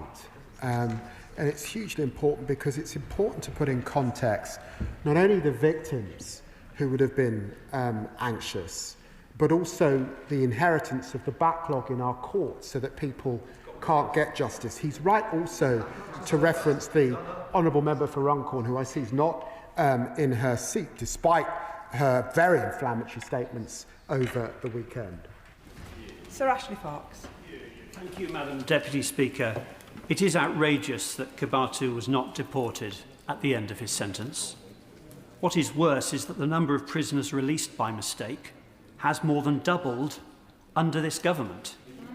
Now, if the Deputy Prime Minister is determined to release thousands more prisoners early, how confident is he that this mistake will not be repeated again and again on his watch? Secretary of State. Well, can I say to him that there is actually a point of agreement between the two main parties, and that is that foreign national offenders who commit crimes should be deported as quickly as possible. And under the sentencing bill, we are attempting to do that. And it's actually something that the Shadow Justice Secretary has raised. And I think that's one point, at least, of agreement. I'm serious about getting to grips with the early release issue. And I'm serious when I say, and he knows this, that this story begun before we came to office. It's why one of our most senior police officers will be looking at this issue, and of course we will take serious all of her recommendations. It's hugely important that the public see the system working and that they feel safe. Madam Deputy Speaker, Hadush Kebatu is clearly a depraved individual and a dangerous pervert who should be booted out of the country without delay. But my constituents get sick and tired of having to foot the bill of the cost of housing foreign national offenders in British jails. And so, therefore, can he reassure them that the sentencing bill will make it much easier to deport those individuals and make sure they're in foreign jails where they belong rather than clogging up our prisons? Well, my honourable friend's exactly right. £54,000 it costs a year to have any individual in prison in our country. It's a lot of money. And that's why it's important that we reduce the period that they're in our country, and that once they've been convicted and served 30% of their time, that we can deport them back to where they come from. And that's where, of course, Kebatu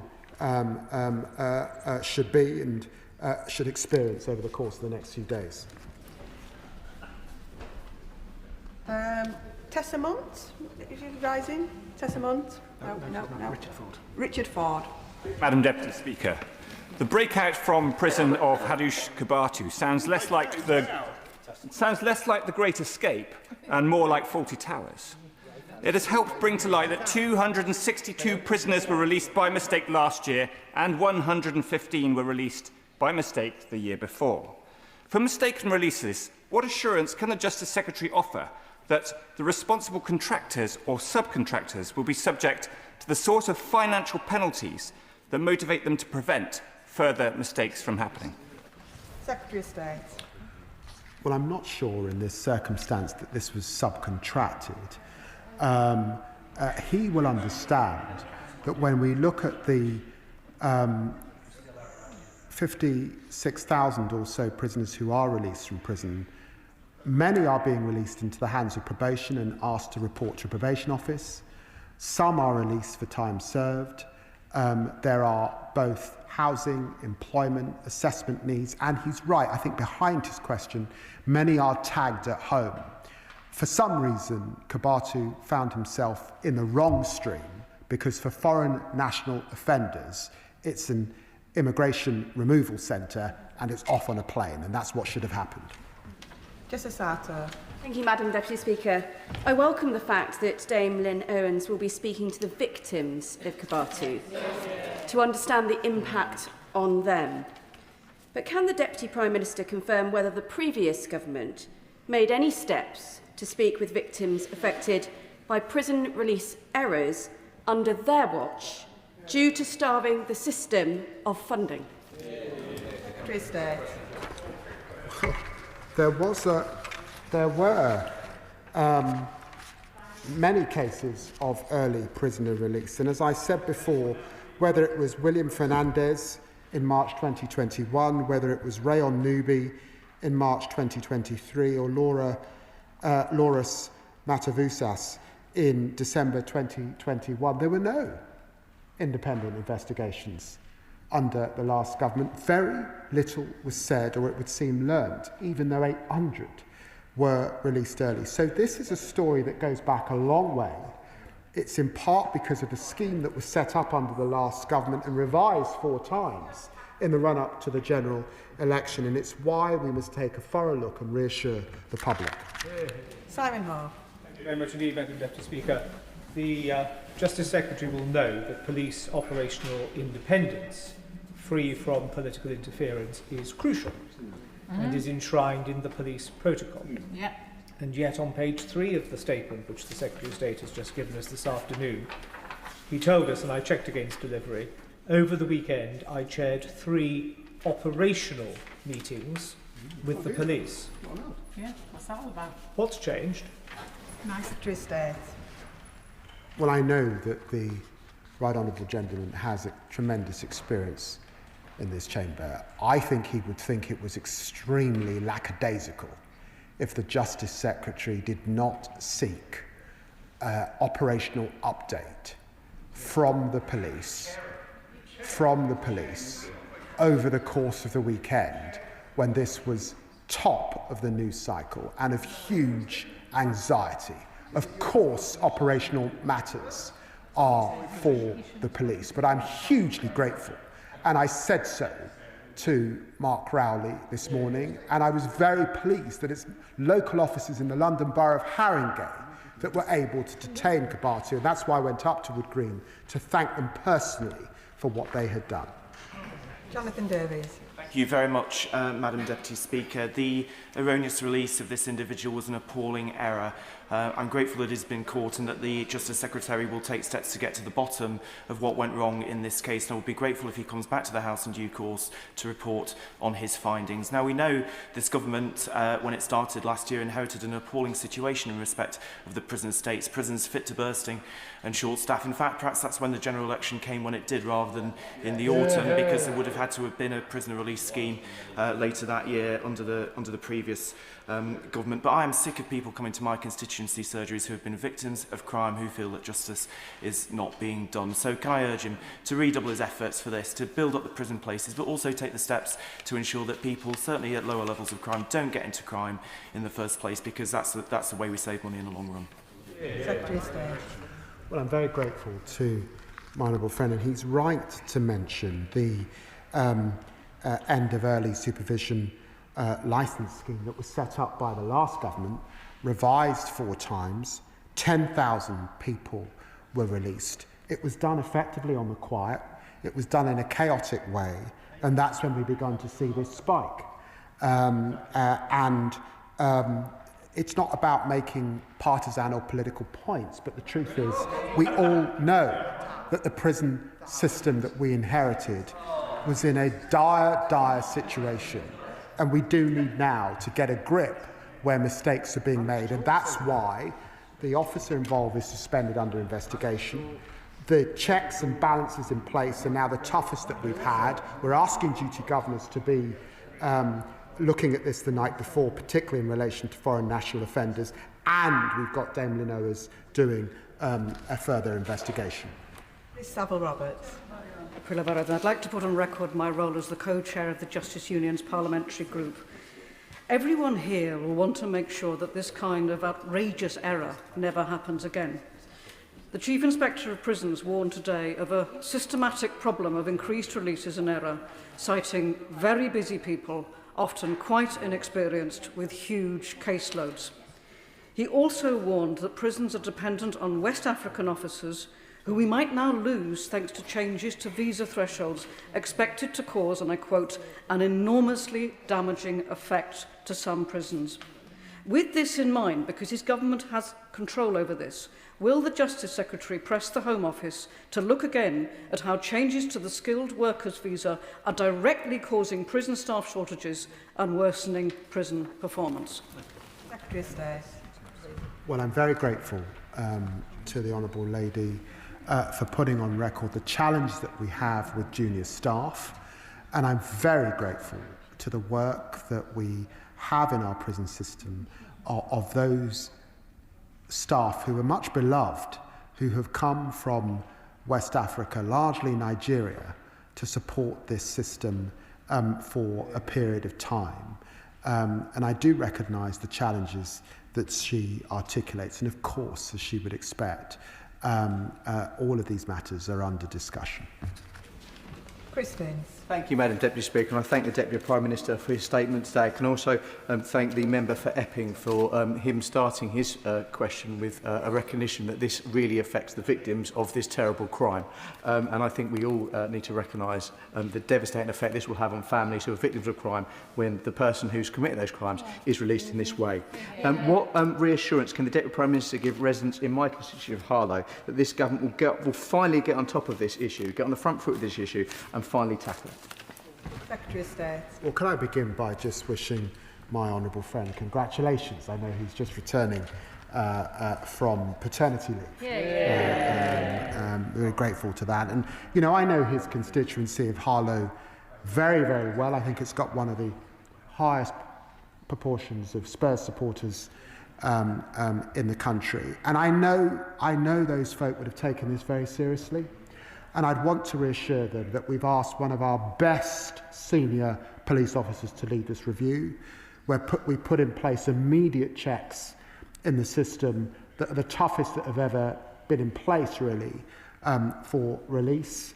Of course, the officer involved has had to be suspended pending that full investigation, and the prison service themselves are doing their own investigation immediately begun that will report to me later on this week. Sir Julian Lewis. Mr. Kebatu came to this country by small boat, allegedly because he was seeking asylum against oppression in Ethiopia. At his trial, however, he changed his mind and decided he'd rather be back in Ethiopia. What bothers me about the state of our immigration system is that if, after he has been punished in Ethiopia, he hops on another small boat and comes back again and says that he's seeking asylum because, as a result of his conviction for sexual crimes, he faces disapproval and possibly persecution in Ethiopia, we'd have to go through this farce all over again, wouldn't we? Yeah. Secretary of State. Well, I recognise the concern that may well be on the minds of his constituents and indeed mine. But the biometric system that we have in place should alleviate that, of course. And he's right. In the trial, he said he wanted to go back to Ethiopia, and that is where he now belongs. Sian Berry. Thank you, Madam Deputy Speaker. The Secretary of State has rightly talked about prisons reeling from historic funding and staffing cuts, yet he admits that other current ministers have added to this problem by changing the visa rules in July that will force many overseas prison officers out of the country. He just called them much beloved staff. He just said that he recognises the challenges. So will he confirm that he has asked the Home Secretary to look again at her visa changes for these prison officers? It's my job to ensure that we have the right amount of prison officers in the system and that they're supported to do their job. And I'd want to tell her that, of course, she would expect that that is a #1 priority for the department, the right number of prison officers to do the job, recognising that many of them are now have little experience as a result of the changes that were made under the last government, but also the right number of probation staff, and we are doing both. Wendy Martin. Thank you, Madam Deputy Speaker. This accidental release of Kebatu is beyond belief. It's a national embarrassment. But what I find really, really disturbing is being sitting here on the back benches watching the Justice Secretary laugh at some of the responses. And I find that wholly unpalatable. And I am left wondering what the victims must be thinking. When will he resign? I've got a lot of respect for the Right Honourable Lady. I just remind her that I'm not sure that the Shadow Justice Secretary mentioned the victims once in his contribution this afternoon. Jim Allister. Madam Deputy Speaker, I think we all know that it is the notoriety of the Kebatu case which has brought the Justice Secretary to the House today. But we also know that in the year 24-25, there were 262 such wrongful releases. How many independent investigations were held into any of those? With what result? And how do we get to the point where on average we have 5 wrongful releases per week? Shouldn't action have been taken long ago? Well, I agree with him that action should have been taken long ago when this story began under the last government. That action is beginning now. Lewis Cocking. Thank you, Madam Deputy Speaker. The fundamental responsibility of any government is to keep its citizens safe. But from the mistaken release of a dangerous foreign sex offender to scrapping future prison sentences for over half of offenders, which side is Labour on? The side of hard-working, law-abiding British public, or the criminals that target and exploit them? Secretary of State. I've got to say to the honourable gentleman that I think his constituents will be pleased that we are increasing the number of prison places after the horrific legacy from the last government, that we're reversing some of the cuts that we saw under the last government, that we've got a sentencing bill passing through this Parliament, and that we will be coming forward with a courts bill, all to deal with the chaos that we inherited in our justice system. And I've got to tell him, it's really rich when we're talking to a party that cut 20,000 police officers in our country. Mark Pritchard. Madam Speaker, can I just say to the Justice Secretary, it is wearing a bit thin referring to the last government's record. This government has been in power for over 12 months, so it just isn't going to wash with the British public. Can I also say to the Justice Secretary, I think he does his calm better than he does his livid. He mentioned to my honourable friend, the member from North Dorset, I think he paraphrased his own statement, but his statement clearly says that he did chair, exact words, over the weekend I chaired not 1 but 3 operational meetings with the police. And members across this House, on all sides of the House, will know we can attend strategy meetings, but we never interfere with operational matters. So I think the House and members of the public, and indeed police officers around this country, deserve more clarity on that. And finally, Madam Deputy Speaker, if I may, it says in the statement, page 2, members will also be aware that there are national security considerations with a case like this.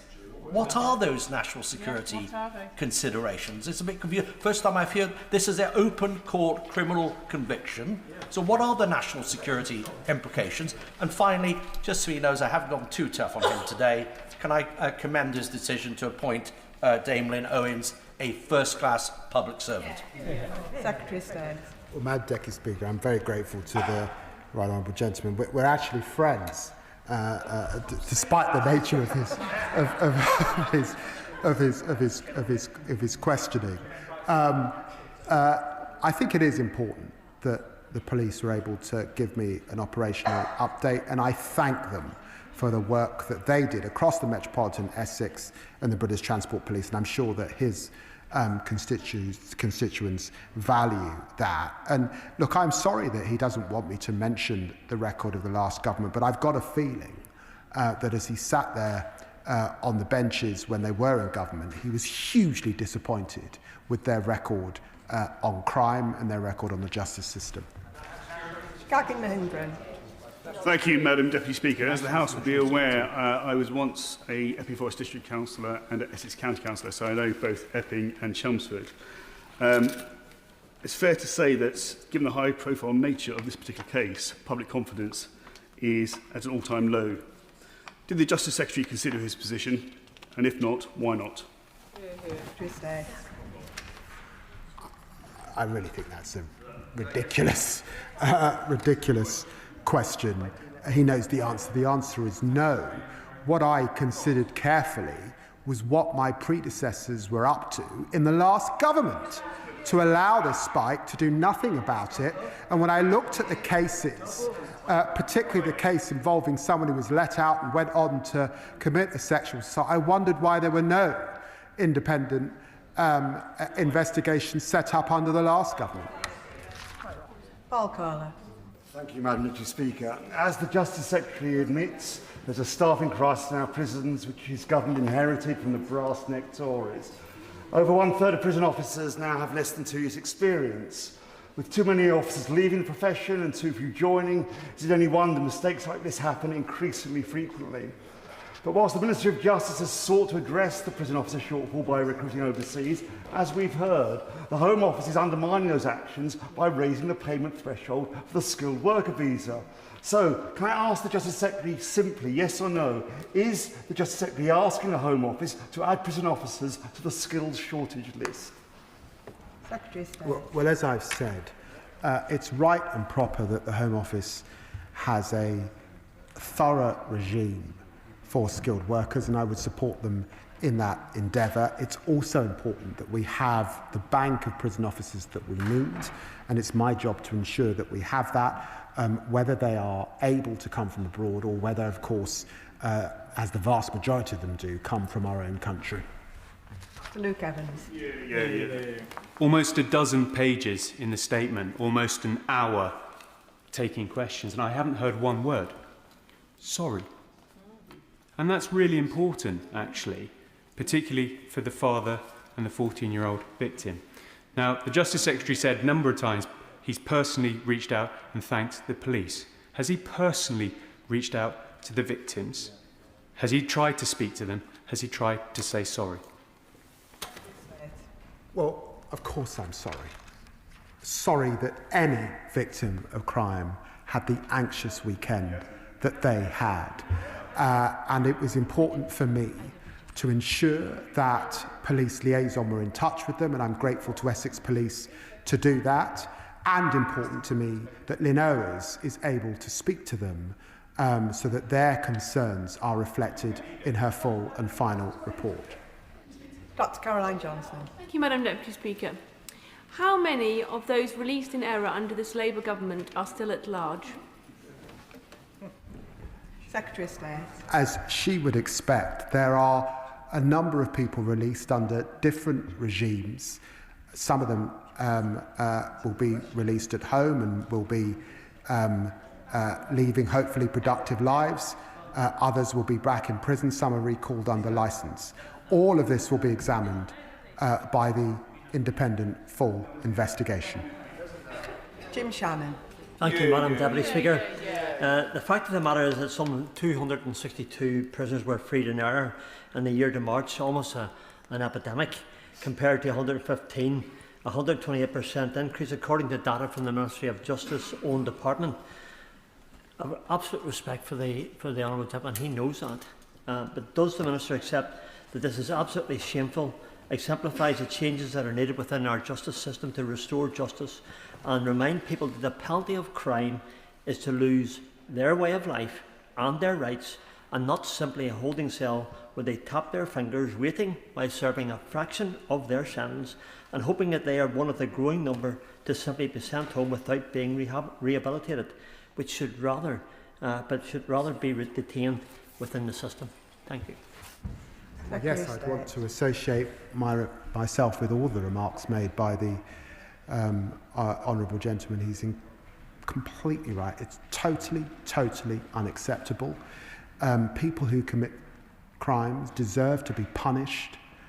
I think the public wants them also to be rehabilitated. It's got to be punishment that works, to released in an appropriate fashion, but to be released into the community or sent back to their country in the appropriate way. And we've got to ensure that the system gets that right every single time.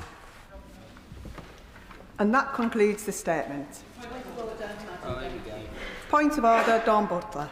Thank you, Madam Deputy Speaker. Madam Deputy Speaker, on Saturday, the member for Runcorn and Helsby said, "It drives me mad when I see adverts full of black people, full of Asian people." The member also said, "It doesn't reflect our society." Madam Deputy Speaker, as the MP for Brent East, one of the most diverse constituencies in the UK, you can be black and brown and be British, so I'm completely offended by that comment. It is a racist comment, Madam Deputy Speaker, and can you imagine the constituents of that MP going to see her knowing that she's a racist? Madam Deputy Speaker, these comments appear to be in breach of MP's Code of Conduct, in particular, the 7 principles of public life. Order. Can the honourable lady please reflect on her language and withdraw the remark about another honourable member in this place? Madam Deputy Speaker, that comment is absolutely a racist comment. And if we cannot call that comment out in this House, that is in breach of the Nolan principles for MPs. And I want to know, Madam Deputy Speaker, if you can help me in ensuring that... Order. For clarity's sake, it's the calling of a member of this House a racist. Madam Deputy Speaker, to say that, let me just quote again what the member for Runcorn and Helsby said. It drives me mad when I see adverts full of black people and full of Asian people. It doesn't reflect society. Madam Deputy Speaker, that is a racist comment. And it is against the Nolan principles. And how can we ensure that members of Parliament abide by the Nolan principles? It's not the comment that the honourable member is referring to. It's the fact that that she called the member a racist that is the issue. If you can please reflect on your remarks of calling a member of this House a racist and stick to the comments being a racist. It may be that she considers that that is dancing on the pin of her head, but it's important that we all act with respect and set an example to the country. Giving me deja vu. I appreciate that in this House that we are not supposed to be disrespectful and call members of Parliament, MPs, what they actually are. Ultimately, the comment is a racist comment. It's quite strange that I'm unable to call out the member for being a racist, having made a racist comment. Order. Please, it's time and time again. Can you please consider withdrawing the comment about a member of this House being a racist? I don't want to be thrown out of Parliament again. So I will withdraw the fact that I am referring to the Member of Parliament as a racist because of her racist comments.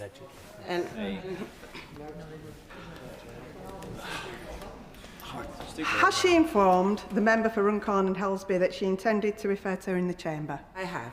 The Chair is not responsible for comments made by individual members outside this place. If the honourable member considers there has been a breach of the Code of Conduct, the proper procedure is to complain to the Parliamentary Commissioner for Standards. Point of order, Kim Johnson. Thank you, Madam Deputy Speaker. I have a point of order on the same person but a different point. I rise in a point of order to raise a matter of both parliamentary courtesy and political accountability. I have been informed that the member for Runcorn and Helsby last week held a political meeting in my Liverpool Riverside constituency with any prior notification to me. I have informed the member that I would be raising this as a point of order. And while there is no formal rule preventing members from visiting other constituencies, it is a fundamental convention of this House that MPs respect the local representation of their colleagues and notify them before seeking to engage with their constituents. They know they're not welcome coming into my constituency stirring hate and division. To ignore this convention of the House is discourteous. To do so in a city like mine with a very long and proud history of diversity is politically provocative. I call on the House to recognise that such actions undermine the norms of mutual respect between members and disregard the rights of constituents to be represented by their elected MP. The people of Liverpool Riverside do not welcome this opportunistic political activity. Does the Deputy Speaker agree with me that this matter requires urgent attention, and can the Deputy Leader of the House reaffirmed their principle that parliamentary conventions and respect for local representation must be upheld by all members? I thank the honourable member for her point of order and for confirming that she has notified the member for Runcorn and Helsby in advance. Mr Speaker has always been clear that members intended to visit another colleague's constituency, except for purely private purposes, must inform colleagues in advance. Point of order, Simon Hoare. The Honourable Lady for Brent East is absolutely right to draw the House's attention to the Nolan principles of public life, and they fall within the auspices of my Select Committee to keep a weather eye on, and of course it's an important anniversary of the Nolan principles this year. Given the fact that it is an important anniversary, and given the fact that the government has pulled together a whole variety of propriety and ethics under one body, might it now not be appropriate for the authorities of this place to reissue to all members what those principles are, that they are as enduring and relevant today as they were when Lord Nolan first penned them, and if we all abided by them fully all of the time, political and public life may be a little better. I thank the honourable member for his point of order. It's a very interesting idea. They are set out in the Code of Conduct, but I'll make sure that Mr Speaker is aware of his comments. I have to notify the House, in accordance with the Royal Assent Act 1967, that the King has signified his royal assent to the following acts. Bus Services Act 2025, deprivation of citizenship orders, effect during appeal Act 2025, Renters' Rights Act 2025, absent voting, elections in Scotland and Wales Act 2025, General Cemetery Act 2025. We now move on to the business of the day. The clerk will now proceed to read the orders of the day. Victims and Courts Bill as amended in the Public Bill Committee to be considered. Now. We will begin with Government New Clause 13, with which it will be convenient to consider the other selected new clauses and amendments as listed on the selection paper. I call the Minister to move Government New Clause 13. Minister. Thank you, Madam Deputy Speaker. It is truly an honour to open this debate and to bring the Victims and Courts Bill before the House. This bill is about people. Victims who have suffered unimaginable trauma, their families, and ensuring that they receive justice. It is about restoring faith in our justice system that can often feel cold and confusing. And this delivers on this government's driving mission for safer streets, making sure victims are supported, that offenders are held to account, and that justice is delivered swiftly and fairly. The deep-rooted issues in our criminal justice system need no repeating here. The House knows that this is a system that requires large-scale reform after years of neglect. There is a long road ahead, but this bill takes an important step forward. At its core are victims' experiences. This government is bringing forward real, tangible measures to ensure that victims' voices are heard, that their needs are recognised, and that their rights are respected. This will strengthen our courts, improving efficiency and fairness across the system. Madam Deputy Speaker, these are much-needed changes, and I am deeply grateful to honourable and right honourable members on all sides of this House for their time, their insight in considering them, and indeed to all of the organisations, advocates and survivors who have shared their experiences and helped us shape this legislation. I am sure the House will therefore join me in paying tribute to the families of Jan Mustafa, Olivia Pratt-Cobell, Zara Alina and Sabina Nessa. And I would like to welcome to this place Aisha Hussein, Cheryl Corbell and Antonia Elverson. They are in the public gallery today. I would also like to thank Jabina Islam, Farah Naz, the Justice for Victims group, which includes Susan and Jeremy Everard, Glenn and Becky Eunice, Katie Brett, Paula Hudgell, Aisha Hussein, the Bethan family, all for their courage and strength in campaigning amongst immense grief for their loved ones.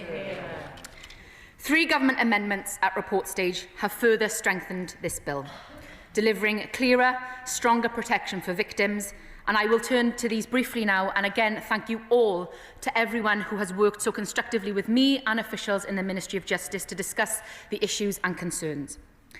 New Clause 14 and Amendments 12 to 21 restrict the exercise of parental responsibility for perpetrators of rape where their crime has resulted in the birth of a child. This amendment will of course protect children, but it will also help shield the victim from their perpetrator interfering in their lives. Because those who commit this horrific crime should clearly never be able to use parental rights to control or torment their victim. I would like to take a moment to pay tribute to a woman I am proud to call my colleague and even prouder to call my friend.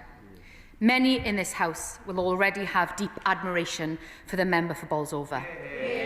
And I want to place on record that this change is hers. It is for her, her children, and those just like them up and down the country that she has dedicated her life to fighting tirelessly for. Yeah. I thank the Minister for giving way. I want to add my personal admiration to the member for Bolsover, who has been a fantastic champion for this particular new clause. Her predecessor in this House was called the Beast of Bolsover. I think she's the Brave of Bolsover, because every time she speaks in this House, she's incredibly brave, and I want to pay tribute to her. Hear, hear, I echo those sentiments entirely. It has genuinely been my privilege to hear her story and to work with her to ensure that this measure works to stop rapists taking an active role in a child's life when that child was conceived as a result of rape. I cannot imagine the enormous complexity that mothers such as her face in this situation, and I am in awe of her bravery and that of so many others. This measure will ensure that rapists cannot take active steps in a child's life where that child has been conceived as a result of the crime that they have been convicted for. And in order to protect as many children as possible, our measure features a two-track process. Where the Crown Court is satisfied that the child was conceived of rape, it must make a prohibited steps order restricting the offender's parental responsibility unless it is not in the interests of justice to do so. We recognise that rape can occur within an abusive relationship, and this may make it difficult to prove at a criminal trial that it actually led to the child's conception. Where this is the case, but the court considers the rape may have led to the conception of the child, it will refer the matter to the family court via the local authority. This two-track process sends a clear message that we will protect all children born of rape, no matter the circumstances. The government recognises the clear risk that serious child sex offenders pose to their children, and that is why we have brought forward Amendment 10, which will expand Clause 3 of the bill. It means that when someone is sentenced to 4 or more years for serious child sexual abuse against any child, the courts will automatically restrict their parental responsibility. The process will remain the same. At the point an offender is sentenced, the Crown Court will be required to make a prohibited steps order restricting the offender's exercise of parental responsibility for all the children for whom they hold. For an offender to be in scope of this measure, they will have to have demonstrated that they are unable to protect children and consider their welfare. That is why our measure includes all serious child sexual abuse offences against all child. And unlike the previous government's plans in the Criminal Justice Bill, this is not just limited to the offence of child rape. What is more, unlike the previous government, this government will actually deliver it. We are taking this important step today to protect even more children by preventing these individuals from taking active steps in their children's lives. We have recognised the strength of feeling on this issue, and I am grateful to my friends, the members, especially, as already mentioned, my honourable friend, the members for Bolsover, but also to my honourable friend, the member for Lowestoft, the member for Dwyfor Meirionydd, and Baroness Harman in the other place. They have been unwavering in their advocacy for the protection of children. Safeguarding children is of the utmost importance to this government, and this amendment ensures that we are doing just that. I will happily give way to my honourable friend. She just mentioned some pioneering women in this place who've campaigned on this very issue for a number of years. But today's amendment stands on the shoulders of the brave victims and survivors who've spoken out over so long as well. This corrects a historic injustice whereby convicted sex offenders and paedophiles children are protected from them, but before now their own children are not, and this government is now taking steps to make sure children who are through no fault of their own and their parents are protected from these vile sex offenders. My right honourable friend is right. This bill is a testament to the victims and survivors, those brave victims and survivors who have spoken out about this injustice, and it is this government that is correcting that. My right honourable friend also talks about standing on the shoulders of brave, brilliant women in this place who have come before us and are still here. And it is quite apt now that I would also like to pay tribute to her, because new clause 13 concerning the misuse of non-disclosure agreements known as NDAs is a testament to her brilliant campaigning on this work. The government is very clear that NDAs must not be used to silence victims or witnesses of crime. Victims must be free to tell their truth, to seek help and to warn others. New Clause 13 will void NDAs to the extent that they seek to prevent a victim or a direct witness from speaking about criminal conduct to anyone and for any purpose. It will also protect disclosures about how the other party responded to the conduct or allegation so that victims are not prevented from sharing that full context of their experience. This measure builds on the Employment Rights Bill, which addresses the use of NDAs in cases of workplace harassment and discrimination. The measure will bind the Crown, but it will not apply to a very narrow cohort of specified agreements for national security reasons. It includes regulation-making powers to define accepted NDAs, where both parties genuinely wish to retain confidentiality and to ensure that certain disclosures will always be permitted. Once commenced, this measure will replace Section 17 of the Victims and Prisoners Act 2024, which allows limited disclosures to certain bodies. Together with the Employment Rights Bill, we are taking the necessary steps to ensure that NDAs cannot be misused to silence victims or obstruct justice. I'd now, Madam Deputy Speaker, like to briefly address a number of other concerns that have been raised and tabled as amendments. I will not preempt what will be said today in the debate, and I will give honourable and right honourable members the time to make their cases. However, I again thank those on all sides of the House for engaging with me and setting out their concerns. Turning to the amendment tabled by my honourable friend for Bristol East, which seeks to place a statutory duty on the Crown Court and HMCTS to determine whether an offender has parental responsibility for a child following sentencing. The amendment is very well intentioned, but it does risk creating practical difficulties. Determining whether a person holds parental responsibility, has dependent children or children living in their household may require interpretation of family court orders, birth records or informal caregiving arrangements. These are matters for the family court. Imposing such a duty on the Crown Court risks delaying sentencing. This government made a manifesto commitment to identify and provide support for children affected by parental imprisonment, and the Ministry of Justice and Department for Education are committed to working together to determine the best way forward to do this and deliver on that commitment, to make sure that every child gets the support that they need.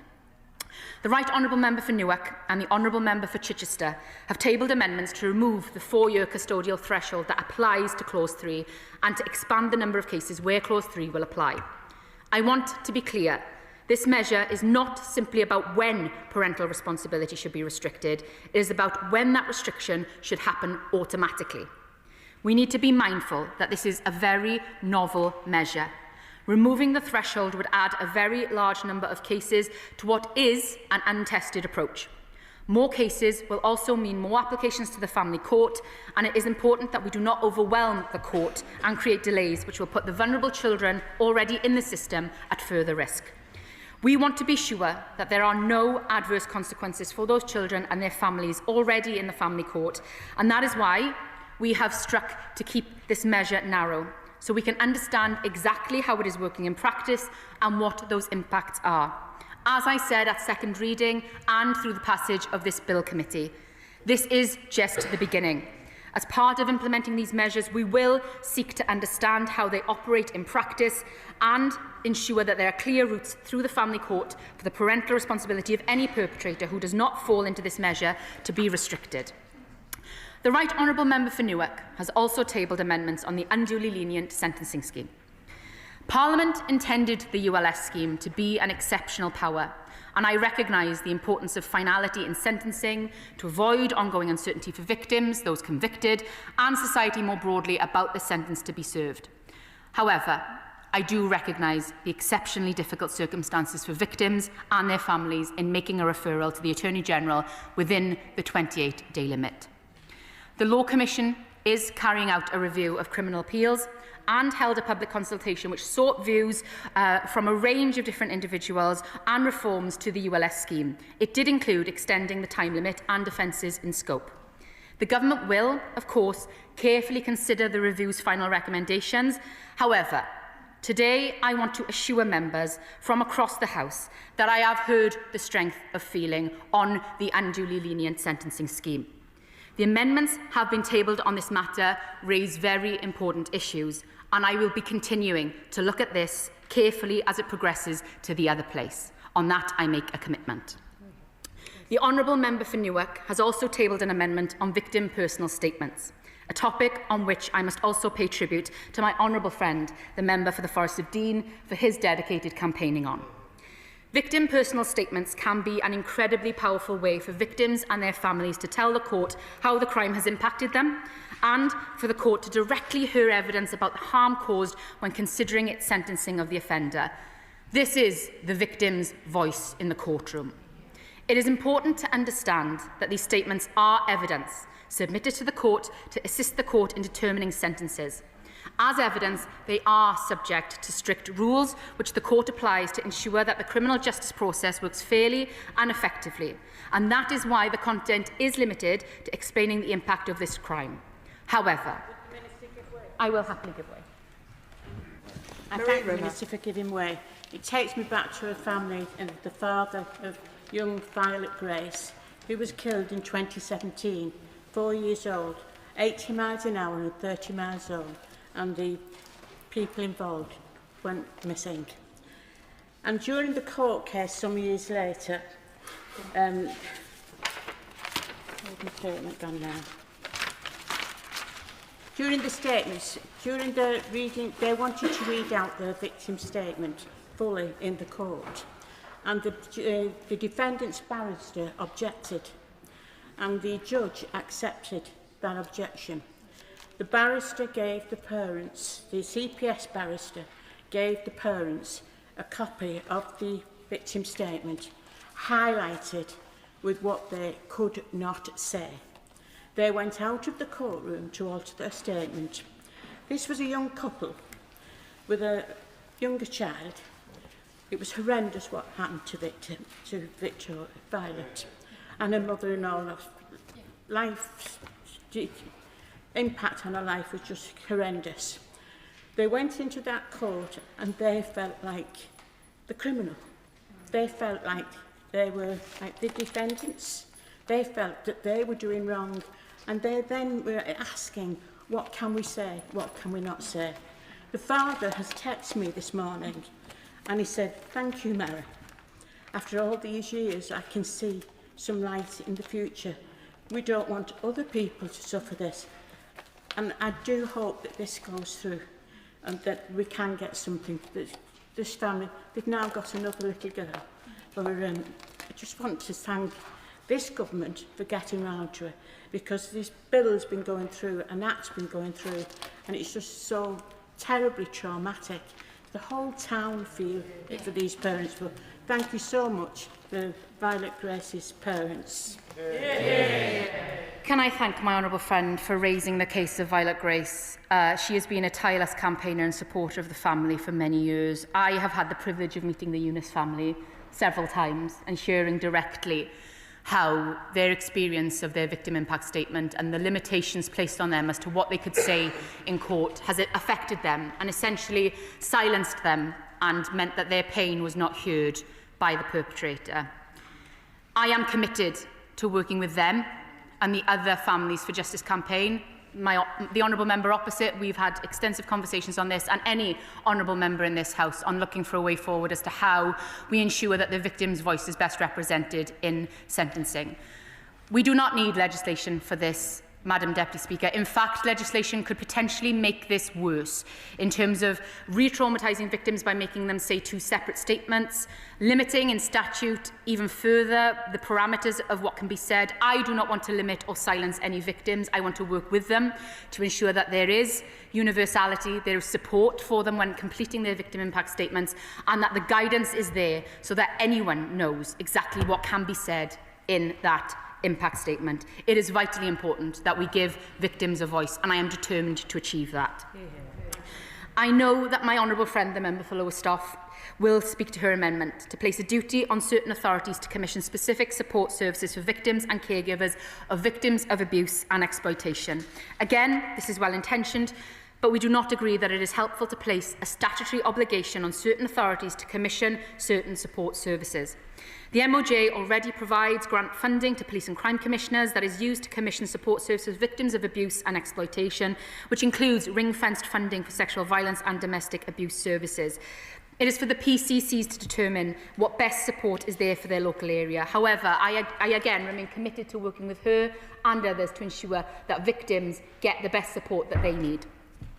My honourable friend, the member for Rotherham, has tabled an amendment which seeks to reform the Criminal Injuries Compensation Scheme in relation to compensating victims of child sexual abuse. This government is, of course, absolutely committed to supporting victims. However, we believe that reforming the scheme in one way that only benefits victims of child sexual abuse or any other single crime type would undermine its principle of universality. My honourable friend, the member for Rotherham, and I, as well as my honourable friends, the member for Warrington North and the member for Birmingham Northfield, and all of those who attended the Westminster Hall debate we had earlier this year, will know the strength of feeling towards the Criminal Injuries Compensation Scheme. It is not working. It needs reform, and I am committed to working with them and others and victims and survivors to not make this piecemeal and to look at how we can make it the most effective and sustainable scheme to provide compensation to victims. The Honourable Member for Maidenhead will no doubt speak to his amendment on support for families bereaved by homicide abroad. Bereaved families will, in many instances, need support tailored to their case. We have heard that these families need to be clearer about what that offer from UK agencies are and what the Homicide Service even is and how to access it. That is why we are working with departments across government, agencies and the Victims Commissioner to produce a clear, accessible guide to support families bereaved by homicide abroad.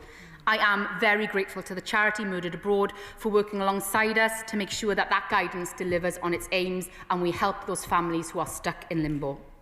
I will come to a close by emphasising again the importance of this bill.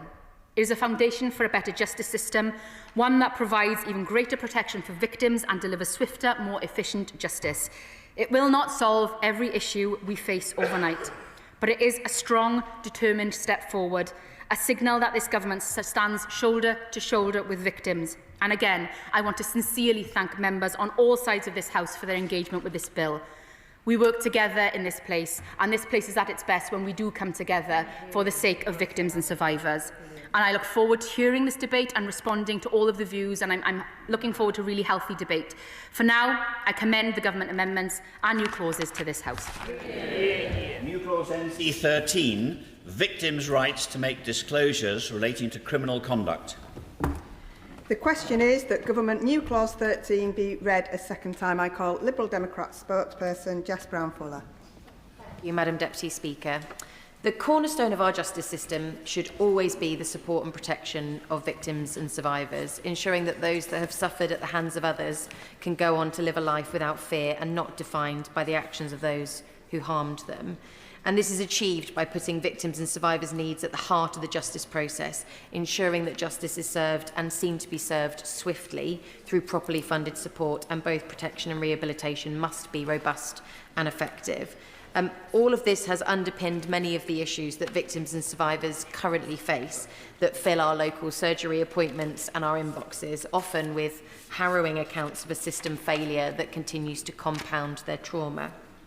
And we recognise that this Labour government is having to untangle this mess. The court backlogs, which delay justice, prison overcrowding, releasing criminals onto the streets without warning, and the hollowing out of support services that victims rely on.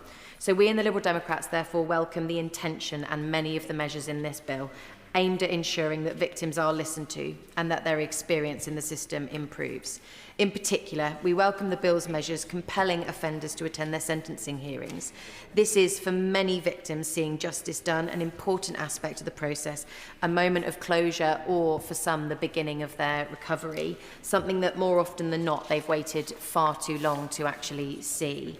Ensuring that offenders are seen to face the consequences of their actions is vital for a lot of victims' journeys. We also welcome the provisions to restrict parental responsibility in instances of rape or sexual assault against a child, both in the bill and in the government's amendments, including when a child is conceived after a rape and when an offender has parental responsibility for any child. And I give credit to the Honourable Member for Bolsover for being a tireless advocate for this, and also for being so brave in sharing her personal story.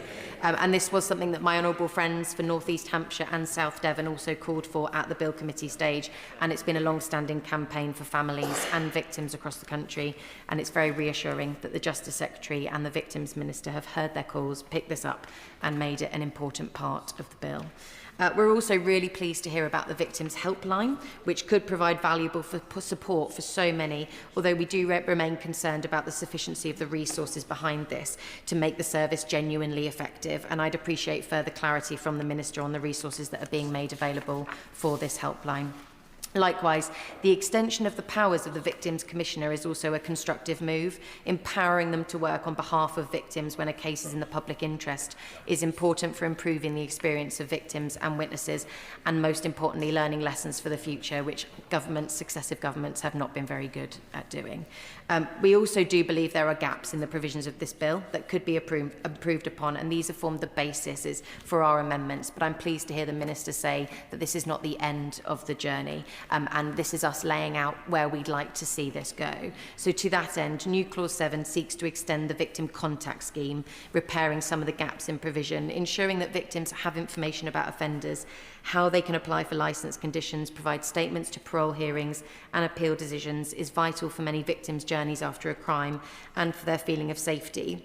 We therefore believe that the scheme should be extended to victims of offenders serving less than 12 months for violent or sexual offences, to victims in cases involving coercive or controlling behaviour, stalking or harassment, and to bereaved families in manslaughter or death by dangerous driving cases. New Clause 8 would ensure that victims of criminal offences are entitled to free court transcripts, something that should be universal to ensure transparency and an accessible method of processing a court case for all those involved in a criminal justice system, when so much that happens in a court trial feels like a foreign language to so many accessing it, being able to process it afterwards.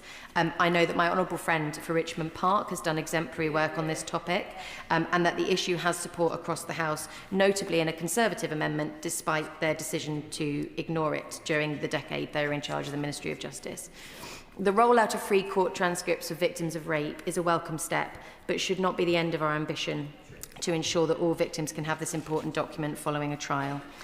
New Clause 21 requires the Secretary of State for Justice to make a statement to the House within 2 weeks of the publication of any review, report or inquiry into the experiences of victims, including those produced by the Victims Commissioner. When things do go wrong, in serious national cases where hundreds, perhaps thousands, have been let down by the justice system, it is vital that the country sees acknowledgement, apology and action from the relevant authorities, including the government. And this new clause would give honourable members across the country the opportunity to scrutinise the government's response in all instances. New Clause 19 specifically mandates local authorities to prepare strategies for victim support to ensure there are no postcode lotteries of support services relating to domestic abuse, sexual offences and child exploitation. And New Clause 20 requires relevant authorities to prepare an annual report on the availability and adequacy of support services for carers of victims of domestic abuse and sexual assault. These services are essential for victims finding pathways to moving on from those horrific crimes. Would the Honourable Member give way? Happily give way. I thank the Honourable Member for giving way. This bill's support of domestic abuse survivors is very welcome, but it is only half the story. In Horsham, one of my constituents arrived at court to see her abuser stand trial, only to be told at the courthouse door that the case was pulled due to a lack of capacity. That trial was delayed for 2 years, by which time her abuser breached 2 restraining orders. So would the Honourable Member agree that unless we see concrete measures to improve capacity above and beyond the recent increase in sitting days, then this bill cannot fulfil its promise to the public? I thank my honourable friend for his intervention and also for highlighting the impact that court delays have on victims. And I think it's an opinion shared across the House that it's totally unacceptable when a victim arrives to have their day in court and then gets sent away. And I know that the government, the reason we have a lot of legislation coming through at the moment is because they are trying to address this from multiple different angles. And I hope to see ambition in the area. I would also like to just briefly highlight the work of my honourable honourable friend, the member for Maidenhead and New Clause 12, which requires necessary updates to the Victims Code for relatives of victims of murder or manslaughter whose loved ones have been murdered abroad, who currently sit outside of the Victims Code. Although this affects around 80 families annually, the toll on falling outside of scope and receiving little to no support or not knowing where to go to get the support is unacceptable. As has been outlined, we in the Liberal Democrats are concerned about gaps in this bill and believe that more can be done to support victims and survivors, but we recognise the ambition that is behind it, and we urge the government to take on board our amendments to better protect victims and survivors. Thank you. Yeah. I call Kerry McCarthy. Thank you, Madam Deputy Speaker. In the interests of time, I will focus only on New Clause 2, which is in my name, though I am also supporting the backbench New Clauses 1, 10 and 11, and I very much welcome, of course, the Government's New Clause 14. And I do want to thank the Right Honourable Member for Billericay, who originally tabled this amendment. His subsequent elevation to the Shadow Cabinet means that he's had to withdraw his name. On the 21st of May 2024, I introduced the Children Parental Imprisonment Bill, with immaculate timing, as it turned out, as the general election was called the next day.